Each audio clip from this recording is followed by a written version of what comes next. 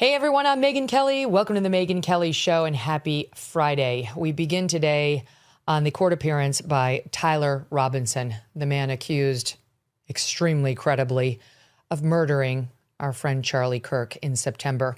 He made his first in-person court appearance yesterday out in Utah. He had appeared virtually in two previous hearings, and he was allowed to wear civilian gear, not a prison jumpsuit, in order to protect his presumption of innocence, given that while there are obviously no jurors yet, this trial doesn't take place until tentatively January of 2027, he would be on camera with the media there, and they don't want to taint the jury pool. So great. He gets to stand there like some sort of upstanding citizen in his blue button-down shirt and tie. He was all smiles, which is fucking disgusting, because I guess he's feeling joyful. He's maybe feeling like he's going to get away with it. I don't know what he's thinking. I do care, but I don't care about his well-being. His parents sat in the front row. The mother was crying. I mean, I'm sorry that she's sad, and I'm sorry she raised a killer, but that's what she did. Again, I have some empathy for the parents, but not for him. Not for him whatsoever. And the parents, for the record, did the right thing. When they recognized their son from the pictures that were released of the crime scene by the FBI within the hours after Charlie was murdered, and they recognized the picture of the gun that the FBI released, and they contacted him. They were the ones who identified their own son as having been the person in the photos and that having been the gun that his grandfather gave to him. They contacted their son asking where he was. They eventually figured out that it was him. He reportedly confessed to his parents, who then brought in a family friend who was both a pastor and connected with law enforcement to convince Tyler Robinson to turn himself in, which is what happened. That's how this went down. That's why, among other reasons, he was arrested. His fingerprints were all over the gun, were reportedly over, I can't remember if it was the ammo, in addition to the doors leading to the rooftop, etc. And in addition to confessing to his parents, he confessed to his trans furry lover in text messages that, I grant you, sound odd. They sound a little prescripted, but that does not lead sane people to believe this was the FBI creating a false dialogue, but possibly these two freaks, Tyler Robinson and his trans furry boyfriend, creating a false dialogue to, in my view, at best, try to exonerate Lance Twiggs, the trans furry boyfriend, from knowing about this thing in advance, which I believe he did. I believe he knew in advance, and I believe his weird trans furry community knew in advance, and some couldn't keep their fucking mouths shut and started spewing off online about wait until September 10th. Wait until you see what happens September 10th. And then when Charlie was murdered, went back online to say, I told you. So I'd love to know where things stand with that piece of the investigation. But because I am a sane person who understands the law, I also know that the FBI, does not run around updating its investigation and releasing the very latest on what they found. And people who are demanding that the FBI or DOJ do so do not know anything about law enforcement. Some of us have been covering in depth legal cases and matters and have even tried cases and matters for years. That is how I have spent the past 30 years of my life, plus trying cases involved in the legal system as a trial attorney, then a Supreme Court correspondent covering cases, civil and criminal, then as a legal correspondent for Fox News, legal commentator for Fox News, and ever thereafter. And let me tell you something. The FBI does not run around updating its information after somebody gets indicted. It doesn't. It would be extraordinary if it were to do so. And the DOJ is extremely tight-lipped, normally, on its criminal cases. When it's not, it's behaving inappropriately. When it's not, you have rogue prosecutors who wasn't with the DOJ, Tish James, but like her, the Attorney General of New York, running around trying to update her case against Donald Trump, or Fani Willis shooting her mouth off about Donald Trump. What did we do when those prosecutors did that? We ripped them a new one because it's inappropriate. Stop requesting or requiring the FBI or the DOJ to update its evidence for you. You're not the target audience. They're trying to preserve the integrity of this case for when they get it in front of a jury who are the only people who matter. I'm sorry, but their opinion is the only opinion that's going to matter in this case. And they will come to that opinion based on evidence that gets submitted to them that passes the rules of evidence, which are there to maintain the integrity of a case and an investigation and of the defendant's constitutional rights. That's how our system works. That's how our system works. Stop demanding that the FBI update you. That's not how it works. And it would be inappropriate for them to come out and shoot off their mouths about the latest and greatest they have, unless and until they are ready to arrest somebody else. And when they are, if they are, on Transtifa, we're all ears. Then they will provide some basic modicum of evidence to support the arresting affidavit, the arrest indictment. That's how this works. By the way, criminal prosecutors have an ethical obligation not to spout off about their evidence in the case. We actually pulled this morning, just in case you were wondering. Rule 3.8 of the ABA model rules restricts prosecutors from making extrajudicial statements that heighten public condemnation. Remember when Fani Willis did that about Donald Trump and his defense lawyers too, or like spouting off about how race was at issue in this case? It was completely inappropriate. And we argued that correctly at the time.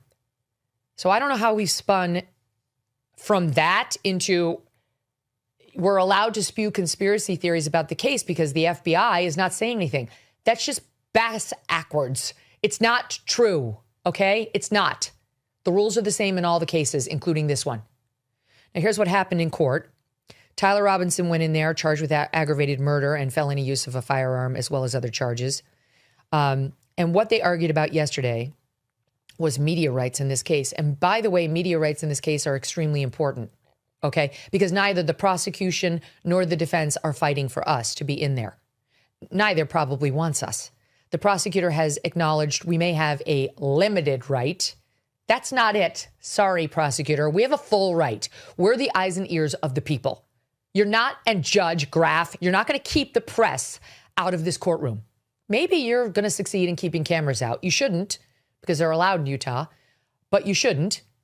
But you're not going to keep the press out of this courtroom. I'm sorry to break it to you. We have every right to be in there. This is a public proceeding, and we will be in there. And we will be documenting every word of this trial, no matter how badly the defense attorneys, who are really the ones pushing for it, want us out. We represent the people. And the people have every right to be in there to watch what happens in this case. So what's happening right now in that courtroom is a legal fight over whether the press is even going to be given notice of the hearings that concern the press's right to be present at the hearings and the trial of this case. They're not even sure we get to be there when they argue over our access rights. That's effed up too. We'll see what this Judge Graff rules, but right now he's keeping a very tight lid on even those arguments. And it's somewhat infuriating, as you can hear in my voice.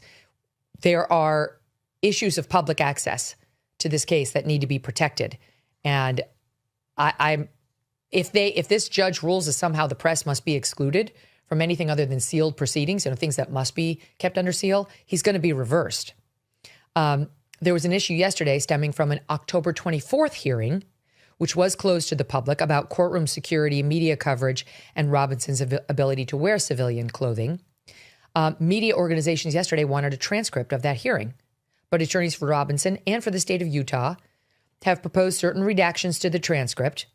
An attorney for the Media Coalition, which is good, we have our own media attorney, Michael Judd, urged the judge to let the news organizations weigh in on any future requests that would limit our access. And that's what they were fighting about. The defense also asked Judge Graff to ban cameras from the courtroom completely, citing a content tornado that could permanently devastate the jury pool. We have had jury pools overwhelmed with information about cases for years, ever since the dawn of court TV and of O.J. Simpson and so on. And we've managed it, sometimes well, sometimes poorly, but we've managed it. There are ways of managing cameras in the courtroom. They were about to do this with Brian Kohlberger, who at that point was much more infamous than Tyler Robinson. And it was going to be managed with cameras in the courtroom, and it can be managed here as well. There are, let's see. There was an issue yesterday because the media inadvertently showed Tyler Robinson's shackles. And there's a question about whether that's going to taint the jury pool. It's not. It's not. The media apologized for doing it. It was inadvertent. But the jurors, the potential jurors, understand that the defendant is perceived as a potentially dangerous human because he's on trial for assassinating someone. Let's not pretend the glimpse at his shackles changed anybody's mind whatsoever about Tyler Robinson. For what it's worth, Erica Kirk has made clear she wants cameras in this courtroom. She points out cameras captured her husband's murder, and everyone has seen that video. And why would we not allow it here? There is a disturbing news item today out of KUTV, which is the local CBS station in Salt Lake City, that we are possibly missing, the surveillance video of Tyler Robinson turning himself in. The media tried to get that video with a FOIA request. Again, this is public information. And apparently they were told that it may not be available. Like the standard response from the sheriff's office was, we do not have any records responsive to this portion of the request, as Tyler Robinson did not go to or enter the jail area. They had asked for jail area or holding area video of Robinson when he'd turned himself in. And that's what a records office with the sheriff's office told the media, subpoenaing it, or FOIA-ing it, I should say. A few weeks later, 2 News re-upped the request in a more generalized fashion, asking for surveillance video showing Tyler Robinson walking into Washington County Sheriff's Office, just walking in. And the response came, our office does not have any applicable records responsive to this, as the surveillance footage is no longer available after the 30-day retention period. That suggests it's been deleted. When asked if the video was shared with any law enforcement or legal agency, the department responded, it is my understanding that it was never sent out to any agency. And that certainly makes it sound like they deleted this file if it ever existed. A defense attorney, criminal defense attorney generic, that 2 News asked about this out in Utah, a guy by the name of Rudy Bautista, defense attorney of 26 years in Utah who works on capital cases, said, for the state of Utah, we would certainly hope this video is available. If in fact it's been destroyed and is not preserved, it's very concerning. And if it has, then it's very concerning that they're telling you they don't have it. If they no longer have it, I would have expected them to say that the video has been provided to the Utah County law enforcement, but instead the letter leads, in my opinion, as trying to shut the door and not give you free access to this information. Video of Robinson turning himself in, he adds, would be crucial for the defense work of mitigation. So we'll see whether that actually winds up surfacing, but I agree it's disturbing if it's been deleted. Another thing I wanted to tell you about, the Daily Mail, take it with a grain of salt, but they are reporting that they had a lip reader go in and try to lip read Tyler Robinson's statements in court. This is pseudoscience, not actual science. We don't know whether these are actually what he was saying, but he was talking a lot to his defense lawyers, and they report that he allegedly told his attorney, Catherine Nestor, quote, I think about the shooting daily, every morning, all the time. That he then said, so he had a wife, in reference to Kirk's widow, Erica. That he then said, just smoking a lot, talking about himself, not sleeping at night, it's driving me mental. Unfortunately, it's doing my head in. I'm not good for anything. He then allegedly said something about his mother, Amber, quote, my mother goes away to see friends to be away from the media, which I think makes sense. He then allegedly said, what I would like to do is make it as easy as possible by answering all of their questions so there is no comeback. That doesn't really make sense, so I'm not sure this is correct. But that, for what it's worth, is what this lip reader, someone named Nicola Hickling, who runs, quote, Lip Reader, a service that does this. I think that's the gist of it. Those are the highlights of what he actually said. As I pointed out, he was in the courtroom smiling. I certainly hope he doesn't have reason to smile. I certainly hope he's not banking on people being confused about the overwhelming mountain of evidence against him. Because let me tell you, those of us who are clear-eyed on what is and is not admissible as proof, and that's really all we should be concerned with, see all evidence pointing directly to Tyler Robinson. All of it pointing directly to Tyler Robinson. My only question is who may have helped him and who may have known about it prior to his arrest. And I really hope that the prosecution has no problem making that case. Inside the courtroom, multiple law enforcement officers stood along the walls, more than are usually seen in a courtroom. 4 of them wore camouflage fatigues and SWAT gear, reports KUER, local station. Talked about the fight to ban the cameras and so on, the fight over the shackles.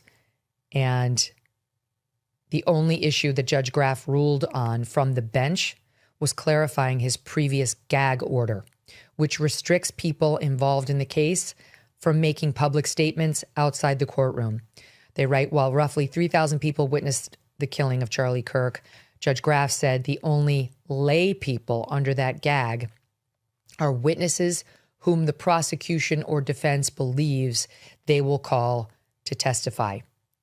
And so that should excuse most of the people who witnessed Charlie's assassination, though not all. And only they know, only the ones who have been contacted by law enforcement as potential witnesses in the case. You know, if I had been interviewed by law enforcement at this point, whether they said you're going to be a witness or not, if I had been interviewed by them, I would understand myself as under the gag order. And that's to preserve the integrity of the trial. It really doesn't do the prosecution any good to have their witnesses out there talking. I mean, we've seen this. I'm not accusing anybody of having done this, but we've seen this in earlier cases, including OJ, where a critical witness who was going to be able to testify to seeing OJ drive away from Bundy, where Nicole Brown Simpson was murdered. She was ready to testify to seeing him drive away from the scene of the crime, had sold her story to the media between the crime and the date of trial. And she was rendered utterly useless to the prosecutor. She just looked like she's in it for money. And so the gag order for people who may actually be witnesses at trial does make some sense if you want to protect both the prosecution's right to a fair trial, although the right to a fair trial speaks chiefly to the defense, and to the defendant's right to a fair trial. So if you've been interviewed by law enforcement or have reason to believe you're going to be called to trial, you really shouldn't be speaking to the media, which would encompass some public names who are now in the national debate, who are also under pressure to speak out, but know something in some cases that the rest of us don't know and are not free to fully talk about the events of that day. Please keep that in mind as you assess what's happening in this case. Look, Tyler Robinson did this. It seems very clear to me. My only hope is that I can be there in the room when they flip the switch and take his life. I want him dead. I want the death penalty handed down against him and anyone who helped him. And I will be gleeful on the day it is carried out. I honestly don't know how that squares with my Catholic faith, to be honest. We're not real pro the state killing people or humans taking other humans' lives, whether it's in the womb or in the course of a crime. But we are pro-justice. And the Bible does say an eye for an eye. And there is no deterrence. I'm sorry, the deterrence I do believe requires the death penalty in the most heinous of cases. And I do believe it should be reserved for the most heinous of cases. And this is that. This is that. Charlie was shot down in the prime of his life. He had so much yet to offer. He was a loving father of two. He and Erica adored one another, lived for one another. They had so much yet to do. She wanted 4 children. So did he. He desperately wanted 4 kids. They have 2 and will never have another. Everything he's been cheated out of, everything those children were cheated out of, every happiness Erica has been cheated out of, everything the world, the country, a future president, we all believe, that we've been cheated out of, he deserves to be put to death when he's convicted of this crime, which in my strong legal opinion, he should be. So that's where I am today, being reminded of the depravity of this so-called man. Evil, an evil being. I don't want to use the word person. I don't understand this person. I don't understand the guy who shot up the Ascension school in Minneapolis, who was drawing pictures of demons and looked to me to have been possessed by one. I don't understand them. I just want them gone. I don't think the earth suffers when they're eliminated. I want it done legally. Don't get me wrong. I certainly don't want to see him assassinated in prison. I'm fine if that happens to Brian Kohlberger for what it's worth. I don't know. This is my moral code. Is it fucked up? How do you feel about it? Do you share it? Like, I'll pray for forgiveness if forgiveness is in order. But that's where I am today, reminded of the awfulness of what happened. Don't miss a moment. Subscribe to this show on YouTube and follow me on Insta, Facebook, and X. If you could make one holiday wish, would you wish to be free from your credit card and other debt? Well, here is why now is the time to make a move. This time of year, credit card and loan companies close out their books. They clean up past due accounts and they sell or write off debt. That means if you have credit card debt and unpaid bills, lenders may be more open to negotiating and settling your account before year end. You may actually have leverage. And Done With Debt knows how to use this to your advantage. They monitor lender trends and understand the year-end pressure on creditors, and they use that timing to negotiate hard on your behalf. Done With Debt goes to work for you month 1 with one clear goal: to reduce your total debt and leave you with more money every month. Get started now. Chat for free with the Done With Debt specialist at donewithdebt.com. That's donewithdebt.com, donewithdebt.com. Let's keep going because I do have a guest here with me today, and I want to talk to him. Hasn't been on in a while, and I'm happy to welcome back stand-up comedian and commentator Dave Smith. He's host of the show Part of the Problem. Dave, welcome back. Good to see you. Hey, Megan. Thanks so much for having me. Oh, these legal cases are just, they're awful, you know, and you're reminded of what happened to Charlie on the day, September 10th, and of just how traumatic it was. I don't think we've stopped reeling. I think for the past 3 months, the country writ large has still been reeling, and conservatives have been reeling.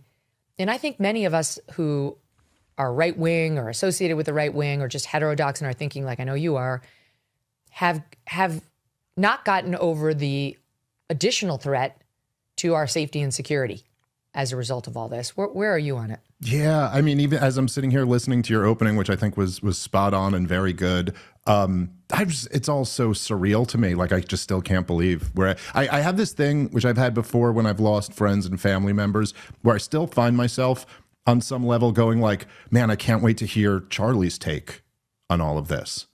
Which I don't know is like my own weird way of grappling with the inevitability or the permanence of death or something like that. But you know, I totally agree with everything you said there.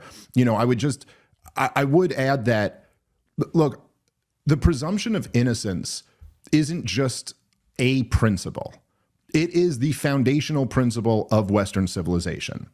It's without it, there is no liberty. Like you could write the most perfect constitution ever, but if the government can accuse you of something and you're presumed guilty, you don't have 1 inch of liberty. And so of course, right. You know, and then of course it should also be added that we're all friends. We were all friends with Charlie. And so we would have to recuse ourselves, right? Like, you know, you're more of a legal expert than me, but we would not. So like there's this tremendous emotion that is impossible to completely remove from us. And then of course, now, this is not a legal argument, but the crime of murdering Charlie Kirk is so much more than just the crime of murder.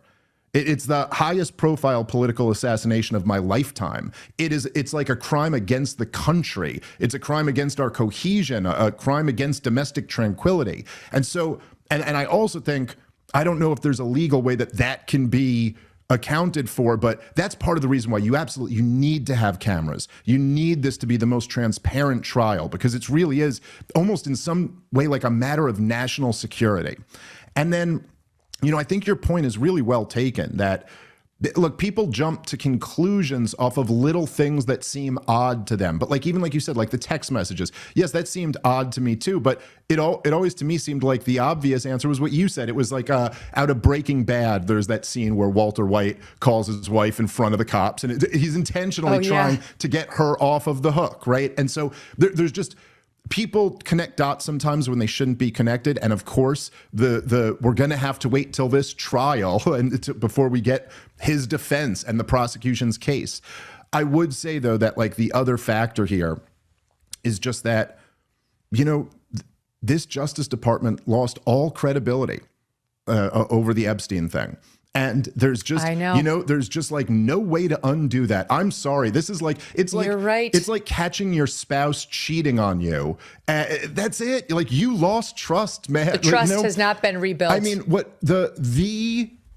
I've never seen an issue mishandled more by any administration ever. I don't think Joe Biden's senility was handled worse than this. I mean, but between Pam Bondi having that stunt where she gave all these right-wing influencers the Epstein files, saying they're sitting on her desk, turning around, then them trying to tell you it was a Democratic hoax and it never existed, then Mike Johnson saying it's a threat to our entire political order if we release the files, then Trump turning around and releasing the files that he just said didn't exist and were a Democratic hoax. And so after that, we're in, and this I think really is something central to the state of where the United States of America is today. There is no more trust in institutions, and there are bad aspects to that. But also, that distrust was earned by the institutions themselves. It's a very important point. I mean, just today and this week in the news, two of the biggest headlines are 10 children died immediately after getting the COVID vaccine, which we were told was safe for children, and many schools made mandatory after the FDA blessed it and pushed it. And now, today, there's additional news about the extent of myocarditis that this thing is causing in adults and causing adults to drop dead.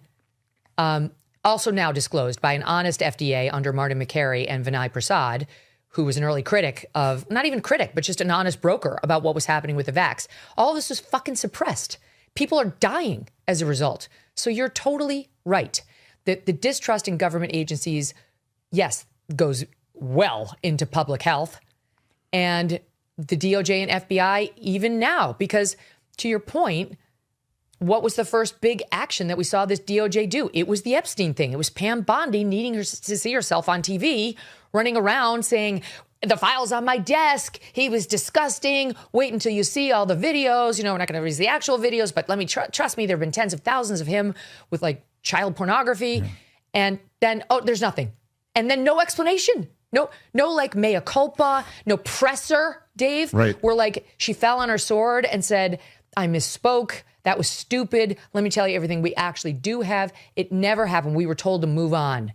And it's been very tough. One silver lining, it's not the DOJ that's handling the Tyler Robinson criminal case. It's the Utah state authorities, about whom we know very little. Yeah. I have no reason to trust or distrust them. They haven't crossed me or the public in any way that comes to mind.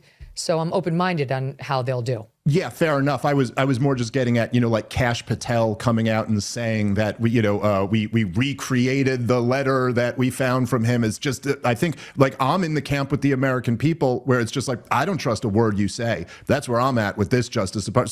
So fair point there. But I think that look, even with, say, to your point with the Epstein thing, I know I was there. We didn't see each other. I think I was there the day after you, but at the Student Action Summit at Charlie Kirk's last huge event before the one where he was killed, where you said, someone was hey, if you had to guess, who would you say? And you went, well, Israel intelligence does seem to be the most.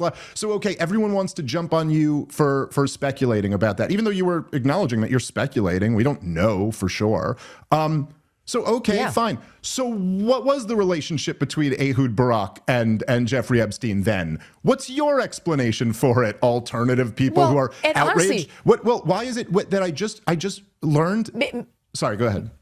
I was just going to say, maybe we should ask Benjamin Netanyahu, who is now tweeting out articles saying Ehud Barak and Jeffrey Epstein were sharing intelligence, that there was an intelligence sharing arrangement between them. So it's like, that's according to Netanyahu. Yeah. But I was called an anti-Semite, as I know you have been countless times, for saying, might have been Israel. Could have been Israel. And honestly, like, what happened with you at that Student Action Summit? You debated Josh Hammer. You were there having a debate with a Zionist, with a big Israel defender. Like, that's what was happening. But of course, yes, that was evidence that you're not allowed to discuss. You can't have a debate.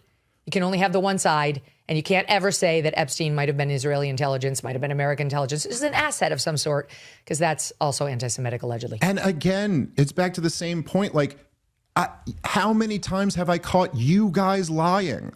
Benjamin Netanyahu has been lying to me for my entire life, telling me that Iran is 5 years away from a nuclear weapon, trying to get my country into a war with Iran, which he kind of succeeded in this last year, at least a little one. It's like, I don't know. You guaranteed, when you testified before Congress in 2002, your exact words were, I guarantee if you overthrow Saddam Hussein, positive reverberations will sweep the region. Like, you lie / get everything wrong and then expect me to rely on your word. And, you know, for whatever, like, I know there's the spat between Erica Kirk and Candace Owens right now. And however anyone feels about any of that, you know, like, I was friends with Charlie. This is his widow. I'm friends with Candace Owens. It's kind of an awkward situation to be in. But one thing that you cannot take away from Candace Owens is that what she did expose is that Josh Hammer and Bill Ackman and Benjamin Netanyahu lied through their teeth about Charlie Kirk in the immediate wake of his murder during an active murder investigation, which, like, okay, you want to take any responsibility for why people might not believe, you know what I mean? Like, what is that going to lead to? I mean, Josh Hammer, I mean, I just thought this was, like, unbelievable. Are you talking about the attempted intervention that they did with Charlie? Well, what exactly happened in the Hamptons, or what exactly the intervention was? Like, I don't know that that's exactly been proven, but I do know. Look, I met Josh Hammer. I debated him twice. I debated him at Princeton University once, and then there. And I did think he was a real snake when we had like a totally nice conversation backstage. Charlie had insisted over and over that this be like a good faith debate. Me and Josh talked for like a half hour backstage about like family and kids and all this stuff. And then he gets out there in his opening statement and he goes, I'm disgusted to be on this stage with Dave Smith right now. And I was like, whoa. I'm not surprised. Dude, like, I'm not surprised. Can I tell you, I had Josh Hammer on this show repeatedly, many times. And, you know, I'm pro-Israel. Like, I've been defensive of Israel, not exactly Israel, but like of its right to defend itself. I haven't really been zeroing in on their tactics and all the news over the past 2 years. It's just not what our show does. But in general, supportive of Israel and definitely defensive of American Jews subjected to anti-Semitism. And I had him on the show numerous times where we talked about those issues. I promoted his very crappy podcast for him many times. And then after literally I said nothing anti-Semitic, even arguably anti-Semitic, he was one of the first out there attacking me. Yeah. Like, what the fuck? Well, I just, like, yes, I agree. A snake. So, like, yeah, like, to me, that's snake behavior. Like, if I was going to go on stage and say, I'm disgusted to be on here with you, I guarantee you I'd have that energy in the green room with you too. To me, like, just as a man, that's just how you conduct yourself. But my point is, so initially, Candace made the accusation that Jewish donors were pulling money from Charlie Kirk over platforming Tucker and you and me, and that Charlie was so mad that he was getting ready to turn on Israel. And Josh Hammer and Bill Ackman, they all came out, they said that is an anti-Semitic lie. And then the text message dropped. Like, I'm sorry, but you just, it's true. And by the way, Josh Hammer, in every interview while he was saying that, just kept saying how much Charlie Kirk loved his book. It's like the weirdest thing to say about your friend right after they died. Like, imagine if like that was my, you know, Charlie always told me how great my podcast was, and you really got to listen to it. And you can check it out. Settle for more on Amazon.com. Yeah, like, I mean, and then Benjamin Netanyahu decides to read from this letter and quote only like 3 sentences where Charlie's talking about how much he loves Israel. And he omits that the entire letter was Charlie going, we're getting killed out here. I don't have counter arguments to what this Hasbro stuff isn't working anymore. We're losing the entire young generation. Like, what a lie of omission that is. And so I just like, I'm kind of just disgusted by all of that. I can't imagine like a friend of yours who like just got publicly executed in the most horrific way. It's the biggest profile, the highest profile political assassination of our lifetime during an active murder investigation. You're just out there lying about this. I was like blown away by that.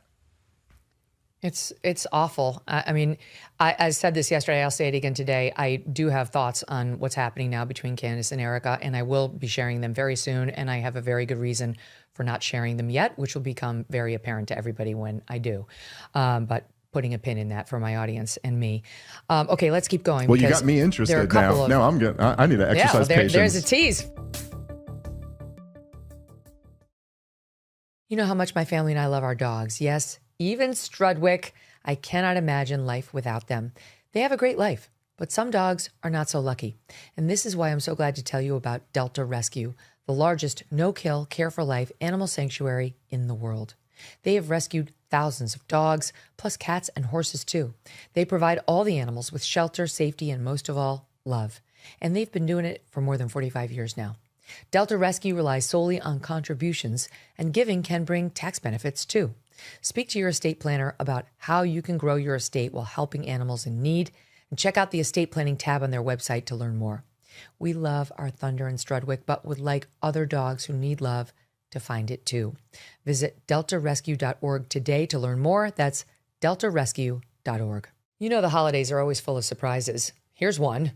When it comes to religious freedom, you might be surprised to learn which states rank low on the Religious Liberty in the States Index. The First Liberty Institute, the nation's leading law firm protecting religious freedom, just released this index, and it ranks all 50 states on how well they protect your right to live out your faith. The results? Full of surprises. If you have not heard of First Liberty, they're different. They've been on the front lines defending religious freedom for nearly 30 years. When your faith comes under attack, they are first in the fight, and they do it without ever sending their clients a bill. That's right, they do not charge a dime. They have a win rate of over 90% on their cases, including a 9-0 record at the U.S. Supreme Court. This Religious Liberty in the States Index is an independent, peer-reviewed study that gives you the real picture of religious liberty across America. Want to see where your state ranks or others do? Get your free copy today at firstliberty.org/Megyn. That's firstliberty.org/MEGYN. This just broke moments ago. Democrats on the House Oversight Committee have released photos from Jeffrey Epstein's estate. We're getting dribs and drabs of this, and we had some pictures already, and here's some. There are some that show Donald Trump, Bill Clinton, Steve Bannon, Bill Gates, and others. None of the released images depicts any sexual misconduct. None is believed to depict underage girls. It was not immediately clear when or where they were taken or by whom. Okay, here's one. This image, I haven't seen it, I'm seeing it with you for the first time, shows what appears to be a bowl of novelty condoms and a caricature of Trump's face. The bowl has a sign that reads, Trump condom, $4.50. Each condom bears an image of Trump's face with the text, I'm huge. I have no idea what the context of this is. It's just like being dropped out, like, I guess, Trump and condoms. So it's interesting to the Dems. Another shows Trump with 6 women wearing Hawaiian leis whose faces have been redacted by the committee. Okay, no one's shocked to see Donald Trump with attractive young women. It's kind of been something he's done his whole life. Others include Steve Bannon and Epstein taking a photograph in a mirror. This, too, is not a surprise. Steve Bannon and Jeffrey Epstein were a lot closer than we knew. This show disclosed that months ago, where we talked about the tapes we had heard in which Epstein was being coached by Melissa Rumler, the former Obama White House counsel, and Steve Bannon, and how to handle his growing reputational and legal problems post the Miami Herald expose of him in 2018. Let's see. Bill Clinton with Epstein and Maxwell and another couple. Tech billionaire Bill Gates with the former Prince Andrew. Prince Andrew's like the Waldo of the Jeffrey Epstein world. Former Harvard President Larry Summers and lawyer Alan Dershowitz also appearing in pictures from the estate. Of course, we know that Alan represented Epstein, getting him that sweetheart deal. Last but not least, House Democrat Oversight tweet on the photos released. Breaking: Oversight Dems received 95,000 new photos from Epstein's estate. These disturbing images raise even more questions about Epstein and his relationships with some of the most powerful men in the world. Time to end this White House cover-up. Release the files. So what's your take on where we stand now and what's been released on Epstein, what's going to be released? And even that law that Trump signed commanding the release has enough exceptions in it, Dave, to drive a U-Haul truck through it. Well, look, it's one of these things where it's just on the face of it, it's too absurd. Like, you just can't sell. Look, I mean, they're saying like that the files have to be redacted for national security reasons. Mike Johnson is saying that it would threaten the entire political order if it was released. This is before they voted. He lost the vote and it was voted to release. Like, what? Someone's got to explain that. And you know, to the point that you were making before, one of the major things about, say, like the story about Moderna covering up that Alex Berenson broke about Moderna covering up one of the dead kids in their you know, trials. Yes. The other 10 that died, which was separate from that one, is that we all sit here and go, you lied through your teeth to us. You censored us when we tried to tell the truth, and no one's going to be held responsible for this. Similar thing in the Jeffrey Epstein thing. Very similar thing, by the way, which just kind of seems to go unnoticed, that several months back, the director of national intelligence in what, I know there's a lot of crazy things that go on these days, but this seemed like a pretty big deal to me, Megyn. Buckle in. Pretty big deal that the director of national intelligence accused the former president, Barack Obama, of committing treason, says she has the proof, and she's sending it over to the Justice Department. And when's that indictment coming? We all know it's not happening. We all know no one's getting held responsible for Russiagate or any of that. I mean, even like, not at all. You know, even the Comey case, which they totally seem to have mishandled, that he's not going to face any justice over all the crimes he committed. John Bolton may be actually caught with mishandling some classified information, but that's separate from the major crimes that have been committed. Cares? But no one cares about John Bolton. Right. It's just not like, are we ever, like, essentially when your whole central political promise was to drain the swamp. Like, this is, you know, I've just never seen anything like this, like where Donald Trump had so much momentum a year ago and seems to have squandered all of it at this point. And now we're worried about like the Dems charging back in with an even more radical socialist agenda. And so anyway, I guess, you know, I guess like looking at these pictures, do they really reveal anything that we didn't kind of already know? Something really creepy was going on there. Donald Trump, look, a lot of people, myself included, have a soft spot for Donald Trump because he came along as a wrecking ball. He came along as a giant middle finger to the DC elite who had done nothing short of destroy the United States of America. I mean, I don't know how else to say it. They presided, over the United States of America, the strongest, most powerful, most economically advanced country in the history of humankind. And they've left us with $38 trillion in debt, 7 wars with just disastrous results, nothing but millions of people slaughtered, a debased currency, you know, just like so much awful. And so he was the middle finger to them. But if we're really being honest with ourselves here, Donald Trump was always a seedy guy.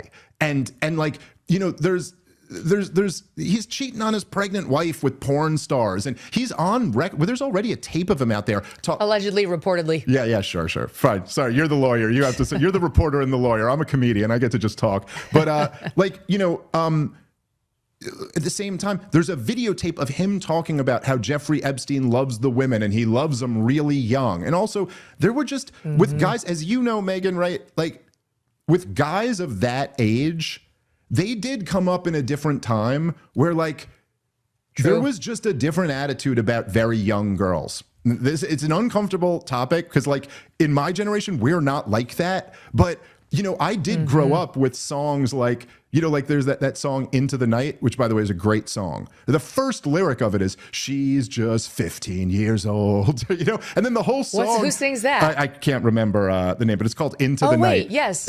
I know the one. Really I know good it song. now that you sing that. Yeah. But like the whole there was just a different dynamic there. 16. Maybe Steve 16. Krakauer Sorry. says 16. FYI. Okay, that is much better than 15. I mean, not that it's that much better, but every year does make it better at that age.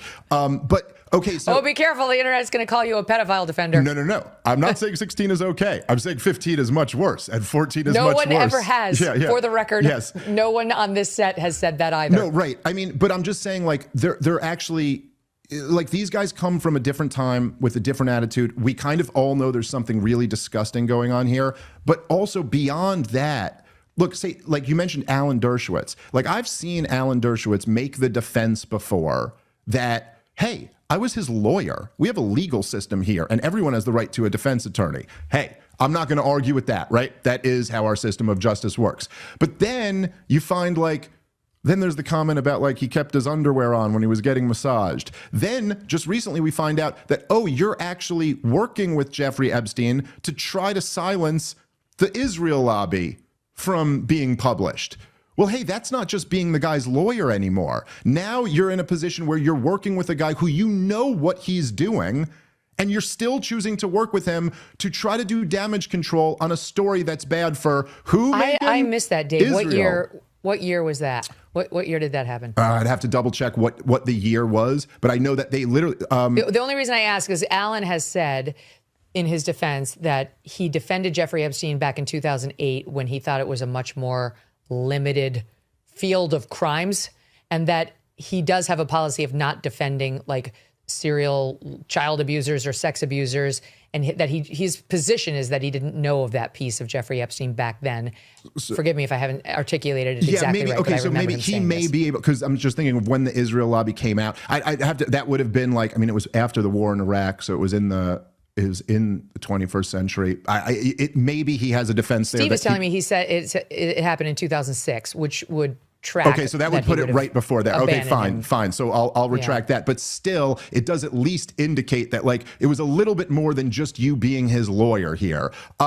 So, okay, fine. So that wasn't before. Well, we've seen Israel is the great uniter for certain people. And it's like all that matters in their interpretation of whether you're a good person or not is how you feel about Israel. That's like 100%. It's kind of crazy. Well, 100%. I mean, I've certainly found that, like myself, with a lot of these guys who, like, I was completely opposed to lockdowns and the vaccine mandates. I was completely opposed to U.S. supporting the war in Ukraine. I was completely opposed to Joe Biden's open immigration. I'm opposed to big government. I believe in fiscal sanity. These guys all love that stuff. But it doesn't matter. They think I'm the devil because I'm critical of Israel and the U.S. relationship to Israel. And this, by the way, is John Mearsheimer and Waltz's whole point, is that this is the Israel lobby. Like, the Israel lobby isn't just AIPAC. The Israel lobby is Barry Weiss and Ben Shapiro and Alan Dershowitz. It's very obvious. It's their number one issue that animates them the most. You are evil if you're not on the same page with them as far as that's concerned. Ben Shapiro will, for all of his talk, he'll sit down with a progressive who believes is pro-choice and believes in transing the kids or whatever. Maybe he'll even debate them. He's not sitting down with me.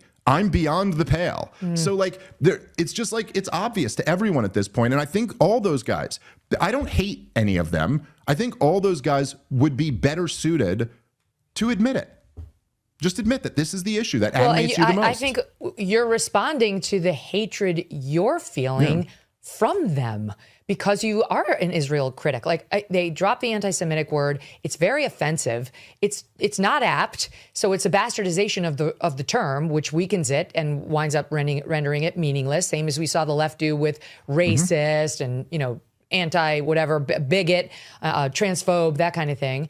Ben and I have sat down. He's never called me those words, but the Israel lobby, the loud Israel, pro-Israel people on Twitter were quick to call me an anti-Semite just for that Jeffrey Epstein comment. Like, literally, they it was like the pro-Israel coalition. I published it when it happened. Called me an anti-Semite and Charlie an anti-Semite at the time. It was crazy. Mark Levin and so on. Anyway, enough about Israel. Sure. I'm sick of talking about them. Let's keep going. The lawfare, one of the other things that's fallen apart, and you mentioned it, in passing, is the lawfare.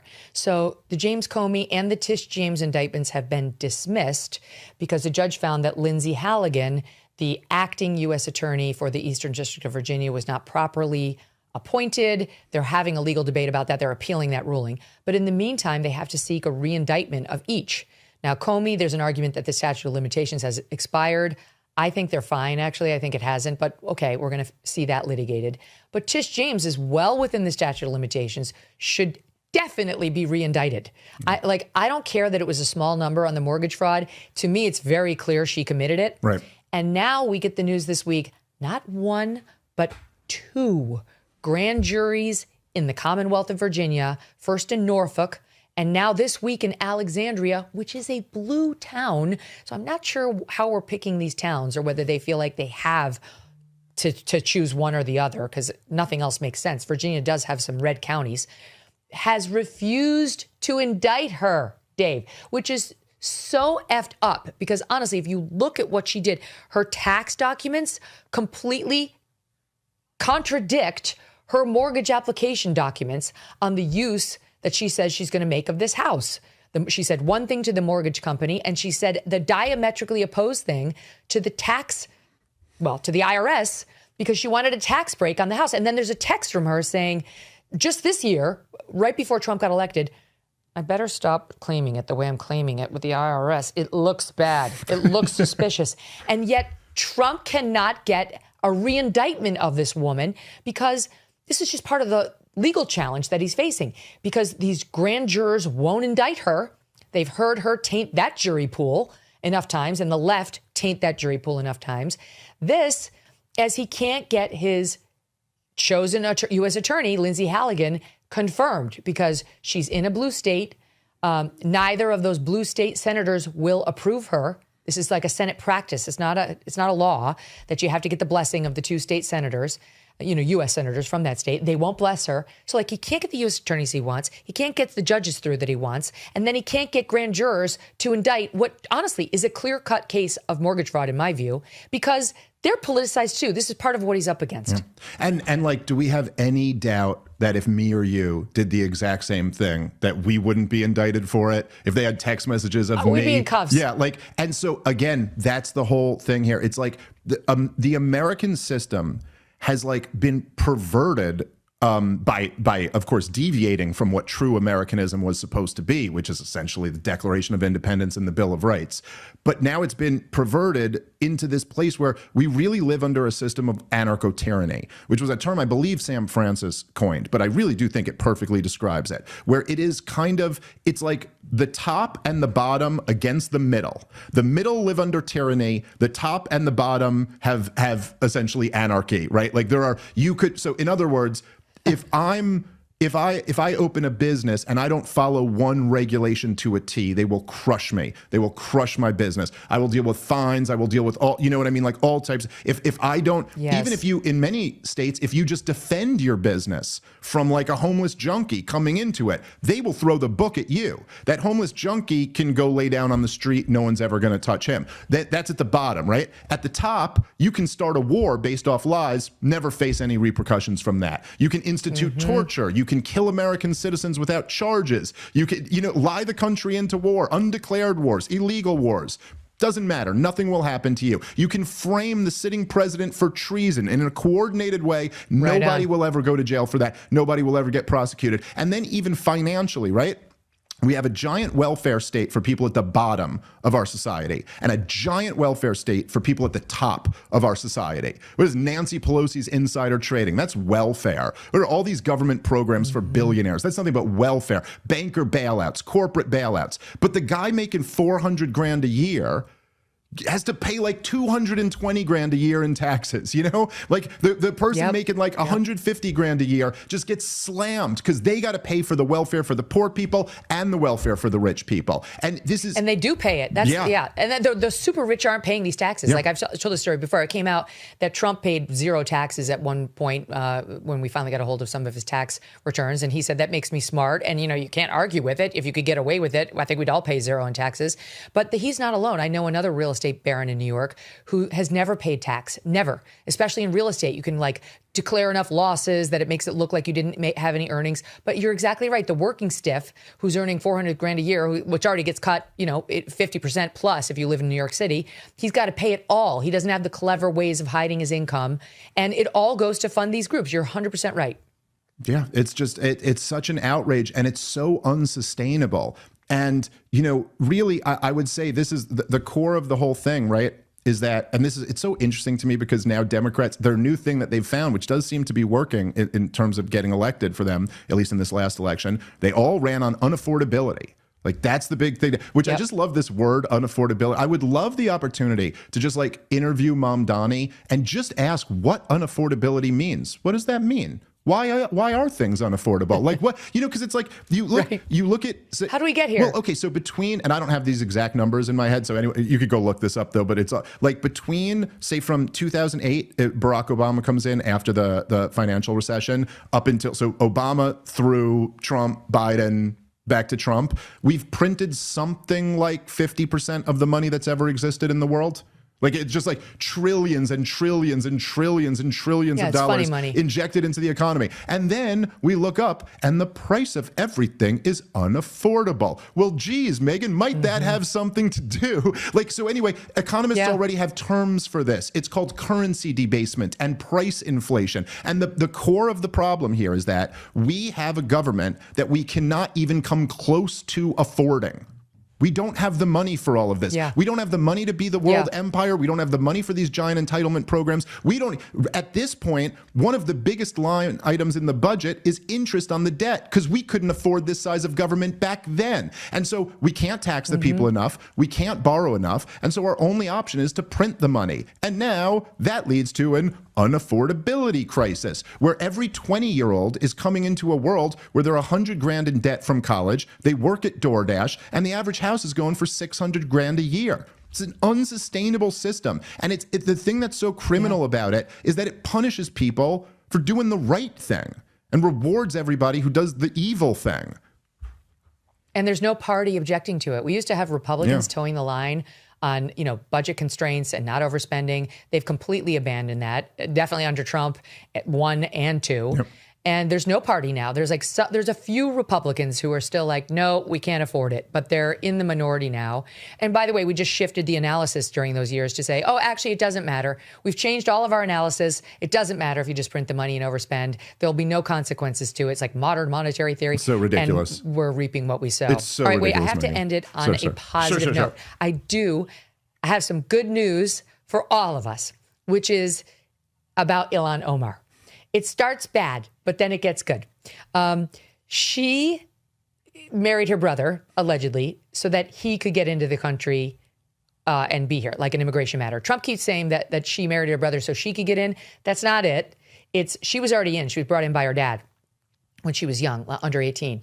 But she did reportedly, allegedly, marry her own brother so that he could come into the country, and then divorced him and got remarried to her own ex-husband, I think is how it went, because this is all a fraud to get her brother here. Now, Legal Insurrection, which is a great website, tells me the statute of limitations has run on that claim, that immigration fraud claim with the brother, if indeed it happened. However, because Tom Homan was on Fox saying that they're looking into this brother thing with Ilhan Omar. That's the best news we've heard. I'm thrilled that DHS is actually looking into it. So if the statute of limitations has run on the brother situation, still it should be exposed and documented. There is the possibility that she's still in trouble because now they think, okay, let me just read the following. And they're citing this Matt Tardio on X. Ilhan Omar claims that she obtained her citizenship when her father was naturalized in 2000, just months before her 18th birthday. But there's a problem. No record has been found of his naturalization paperwork. In response to a FOIA request for her father's N-400 paperwork filed by A.J. Kern in June of 2023, the National Records Center was unable to locate any filings under his name. Question, can she be denaturalized and deported if this is substantiated? Answer, yes. If fraud was involved in her father's alleged naturalization, then her citizenship could be on the chopping block because that would be immigration fraud by the dad that would affect her.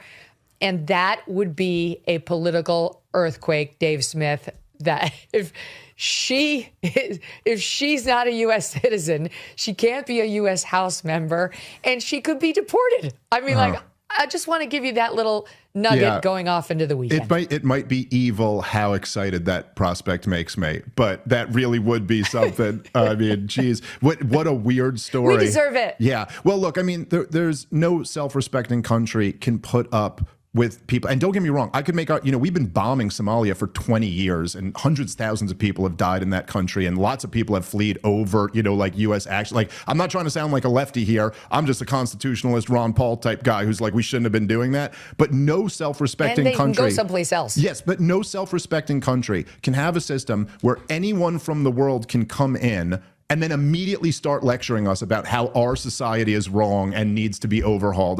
It's so outrageous. Like, to not have I try to imagine, like, if everything fell to pieces here and I thought my only chance for survival was for my wife and kids was if I could go to Japan, and then Japan let us in, and then I immediately started telling Japan how racist they are and awful they are and how their whole system needs to be overthrown. It's just, it's intolerable. And so I root for this to happen. It's rude. Think about it. I always think about it like in terms of a dinner party. Yeah. If somebody came over to your house for a dinner party and immediately started ripping on how you decorated your place, on the food that you served, the wine that you offered, you'd never invite them back again. You'd want them out that minute. Yeah. And this is kind of like that. By the way, to end on a funny note, I once heard a very funny story about Peter Jennings, storied news anchor of ABC all those years. And I've heard it directly from somebody who was with him when it happened. Apparently he was like notorious for being a rude dinner guest. And it was post a dinner party. He was still at the host's house, and the good-natured attendees were helping the host like wash a couple of dishes and just clean up from the table. And I guess they were all standing around, and he was one of them. And they said something like, "Did you enjoy yourself?" And he was like, "Oh yeah, lovely party. The wine you served was just awful." Like, who does that? Who behaves that way, Dave Smith? He lived up to his reputation. Apparently, behind the scenes, he was a very rude prick and not someone you'd want over for dinner. Keep it to yourself. He was a real Elon Omar of his time. In any event, I would keep it to myself. But then I'm not a wine tool. That's what Doug and I call the people who are over the top on their wine. We're not wine tools. We usually like pretty much anything you put in front of us. I started off, honestly, on the Franzia box wine back in my early lawyer days. It was delicious. Can I tell you? I would take a glass of that happily to this day because I don't have a sophisticated palate. And that is a good thing, not a bad thing. I'll give you the last word. I agree with you. Sometimes making money and getting sophisticated stuff just ruins you for being able to enjoy what you used to be able to enjoy. I've become a bourbon snob, and it's nothing but a burden on my life. Well, let me put it this way. You're at a party. They're passing mixed hors d'oeuvres. One is caviar. One is pigs in a blanket. Oh. Which one do you go for? Megyn, that was a great example. Pigs in a blanket all day. Come on. Totally. A little bit of mustard. Totally. Yes, a little like the Dijon mustard. Mm-hmm. Yellow is fine too, but like top notch would be Dijon. Yes, the common man roots. That's what makes everybody happy. No one dislikes a Kraft mac and cheese. These are the things that bring us together in these special holiday moments. Dave Smith, a pleasure. Thanks so much for being here. Oh, thank you so much, Megyn. And as I've told you privately, I really, really appreciate you just being a voice of reason and being fair throughout kind of this whole last year of craziness. So it was really a pleasure to talk with you. Thank you. I really appreciate it. And we'll talk again soon. All right. Lots of love. We got to go because we're actually catching a train to D.C. and I'll fill you in on what that's all about on Monday. Have a great weekend and we'll see you then. You know how every family has got that one holiday cooking disaster story? Some of us have more than one, like maybe trying to serve the turkey that was still frozen. Well, if that's the case, you could have used Chef IQ. Chef IQ Sense is the wireless cooking thermometer that takes all the guesswork out of holiday meals. Your roast, turkey, or prime rib comes out perfect every time, turning "I think it's done" into "I know it's perfect." It even tells you when to flip, when to take it off the heat, and how long to let it rest. Basically, it's like having a personal chef right in your kitchen. With Chef IQ, you can sip your cocoa and actually spend time with your family instead of hovering over the oven.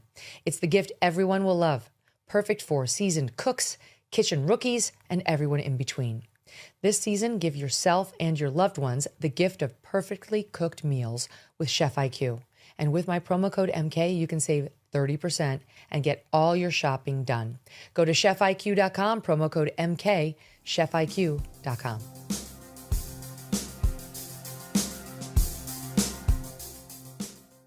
Hey everyone, I'm Megyn Kelly. Welcome to the Megyn Kelly Show. Wow, do we have a big show for you today. News is breaking all over the world. Last night we were trying to put AM Update to bed late. We opened it up after this horrific murder of Rob Reiner. The early reports were that 2 bodies had been found. We had that in the script. Then it came out, indeed, it was Rob Reiner and his wife, Michelle. Then we reopened the script to put that in. Then it came out that they'd been stabbed. Reopened the script to put that in. Then it came out that they'd been stabbed by their son, according to People magazine. Then we put that in. Then the LAPD held a useless fucking press conference. Useless. And we had to open up the script again just to point out that they were denying the report about the son. And while all this was happening, the main story in our AM update was completely reversed. We were talking about the person of interest who was in custody over the Brown mass shooting that happened over the weekend. And the idiots over in Providence talking about that at the presser announced that that guy was not a person of interest. The guy they had in custody for a day was not a person of interest after all. Oh, but there's absolutely no reason to be concerned. There's a murderer roaming the community who's shot a dozen people, but you're good. Just fucking fall on your sword at that point. Just come out and say, we got it wrong. We're doing our best. It's somewhat chaotic. Here's what we're going to do to keep you safe. All students should go home immediately, right? Like, there actually is cause to shelter in place. We don't know whether this person has been on a bus or a plane leaving the area or whether he means to cause additional carnage. What's wrong with people? He was the Providence mayor. He was utterly unimpressive, as were you, Deputy LAPD Commissioner. Don't have a presser just to come out and say, flippantly, by the way, so flip this guy was. Nope, no information. Nope, we're not going to tell you who it is. Even though the family of Rob Reiner is literally at that moment, and his wife, Michelle Reiner, releasing a statement saying we're devastated to announce that they're both dead. And the deputy police commissioner, police chief, no, not going to tell you. You're going to have to wait for the coroner to come out. Not confirming anything. Nope. Doesn't mean anything. Not going to tell you how they died. Not going to tell you who found them. Not going to tell you whether anybody's in custody. Meanwhile, I was watching Fox at the time, and there was a former FBI agent on who lives in LA and lives in this neighborhood and had her own sources there. And she was saying they've got somebody in custody. I mean, they knew. And look, law enforcement's got to do better. This is all part of the breakdown that we have in the relationship and the trust with these authorities. I really actually think we can get past person of interest turned out not to be the person. I think we can get past it, but it has to require utter, blatant transparency and honesty. But I'm not going to lie. It's not good. It's not good that our friend Kash Patel tweeted out they have a person of interest in custody and kind of patting themselves on the back when it wasn't the guy. None of this is good. I'm not trying to argue otherwise. But I do think if you're going to get past those issues, just total transparency is required. Total. In any event, okay, we'll get to all this. Rob Reiner is dead. Was such an accomplished man.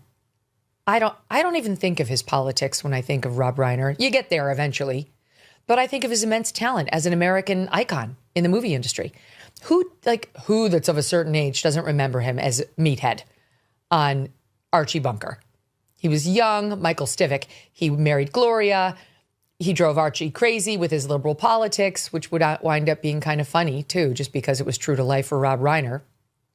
The arguments those two would have politically would be a harbinger of things to come in our country. And frankly, of the rest of Rob Reiner's life in that lane, arguing with people who disagreed with him. He was very passionate about politics. But what did he do? He directed some of the best films in American cinema, from Stand By Me, which, by the way, There's a report out today that when Stephen King, because it was based on a short story by Stephen King, when Stephen King saw Stand By Me, he was motionless. He was immobile in the screening room because he had never seen one of his films brought so powerfully and effectively to life as Stand By Me. And you don't even think about Stand By Me anymore because it was so many years ago. Jerry O'Connell, who played like the little chubby kid, who was more like kind of geeky. Well, they were all a little geeky, but in that film, sent out a beautiful tweet about how great Rob Reiner was to him on the set. I mean, Rob was like a father to him at that point. Jerry's my age. And Rob, as of last night when he died, was 78. His wife, Michelle, 68, found dead yesterday in their home in Los Angeles. TMZ reporting that their throats had been slit. We're going to get into the details with Emily Jasinski in 1 second. For now, the headline is that their 32-year-old son, 32, Nick, is in custody, bail set at $4 million. It's not enough, I got to be honest. I don't know that he's got any of his own money, but obviously the family had a lot of money, and I don't know that he can access it. I don't know what his assets are, but that number better be so high that he cannot access it. Over in Australia, you've heard, a father and son duo responsible for an anti-Semitic mass shooting Sunday, targeting a Hanukkah event on Sydney's Bondi Beach. 15 are dead, over 40 reported wounded. We're seeing videos that are too graphic to show, and we're actually still working to confirm that they are from Bondi Beach. But if they pan out, it's like an apocalyptic scene of just dead body after dead body on a beach. A beach is like, you associate it with joy and vacation and family and sandcastles.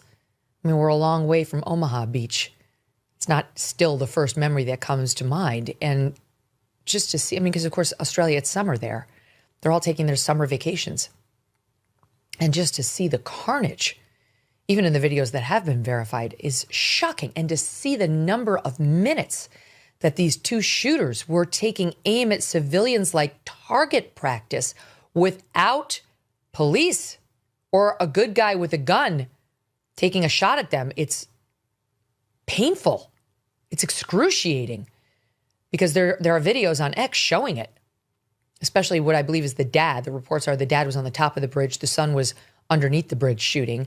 And you could see the dad. It looks like he's just got free-for-all on all these people down below who, I mean, I don't know. I want to know more because how could the shooting have gone on for that long? How could the murders have gone on from that long when people were in an open area of a beach? It wasn't, they were not, trapped as far as I know, but he kept finding them. And now 15 dead, over 40 reported wounded.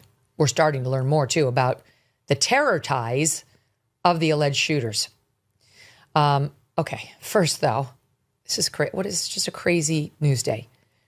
I was saying to Doug that the AM update felt like an episode of Dateline. There was so much death and destruction in it, and all for like different and equally disturbing reasons. There is a manhunt underway right now in Rhode Island, and frankly, it has to be beyond Rhode Island because nobody knows where the killer is. After a gunman killed 2 and wounded 9 while students were in a final exam review at Brown University Saturday afternoon. Police on Sunday detaining, began on Saturday into Sunday, a 24-year-old person of interest. That was Kash Patel's term in his tweet. But as we told you in this morning's AM update, authorities announced in a hastily arranged press conference late last night, it was after 11, that he was to be released because, quote, evidence now points in a different direction. They were making clear it's not him. They were making clear they had the wrong guy. Officials are now asking anyone who has video of the shooting or the shooter to hand it over, and saying that they are still relying on the single, we're showing it now, video previously released of the suspected gunman. For the listening audience, it's a man, medium-sized build, all dark clothing, turning a corner on what appears to be a little campus block with a hat on, walking fairly briskly, not suspiciously briskly, and then heading out of screen. There's really nothing about him of note other than I'd say he's probably got a little bit more weight, like heft to his body than your average like slender 19-year-old. And so I have no idea how old he is. I'm just saying that's the average age of like your college student. And I don't know whether he is a college student. Nobody does.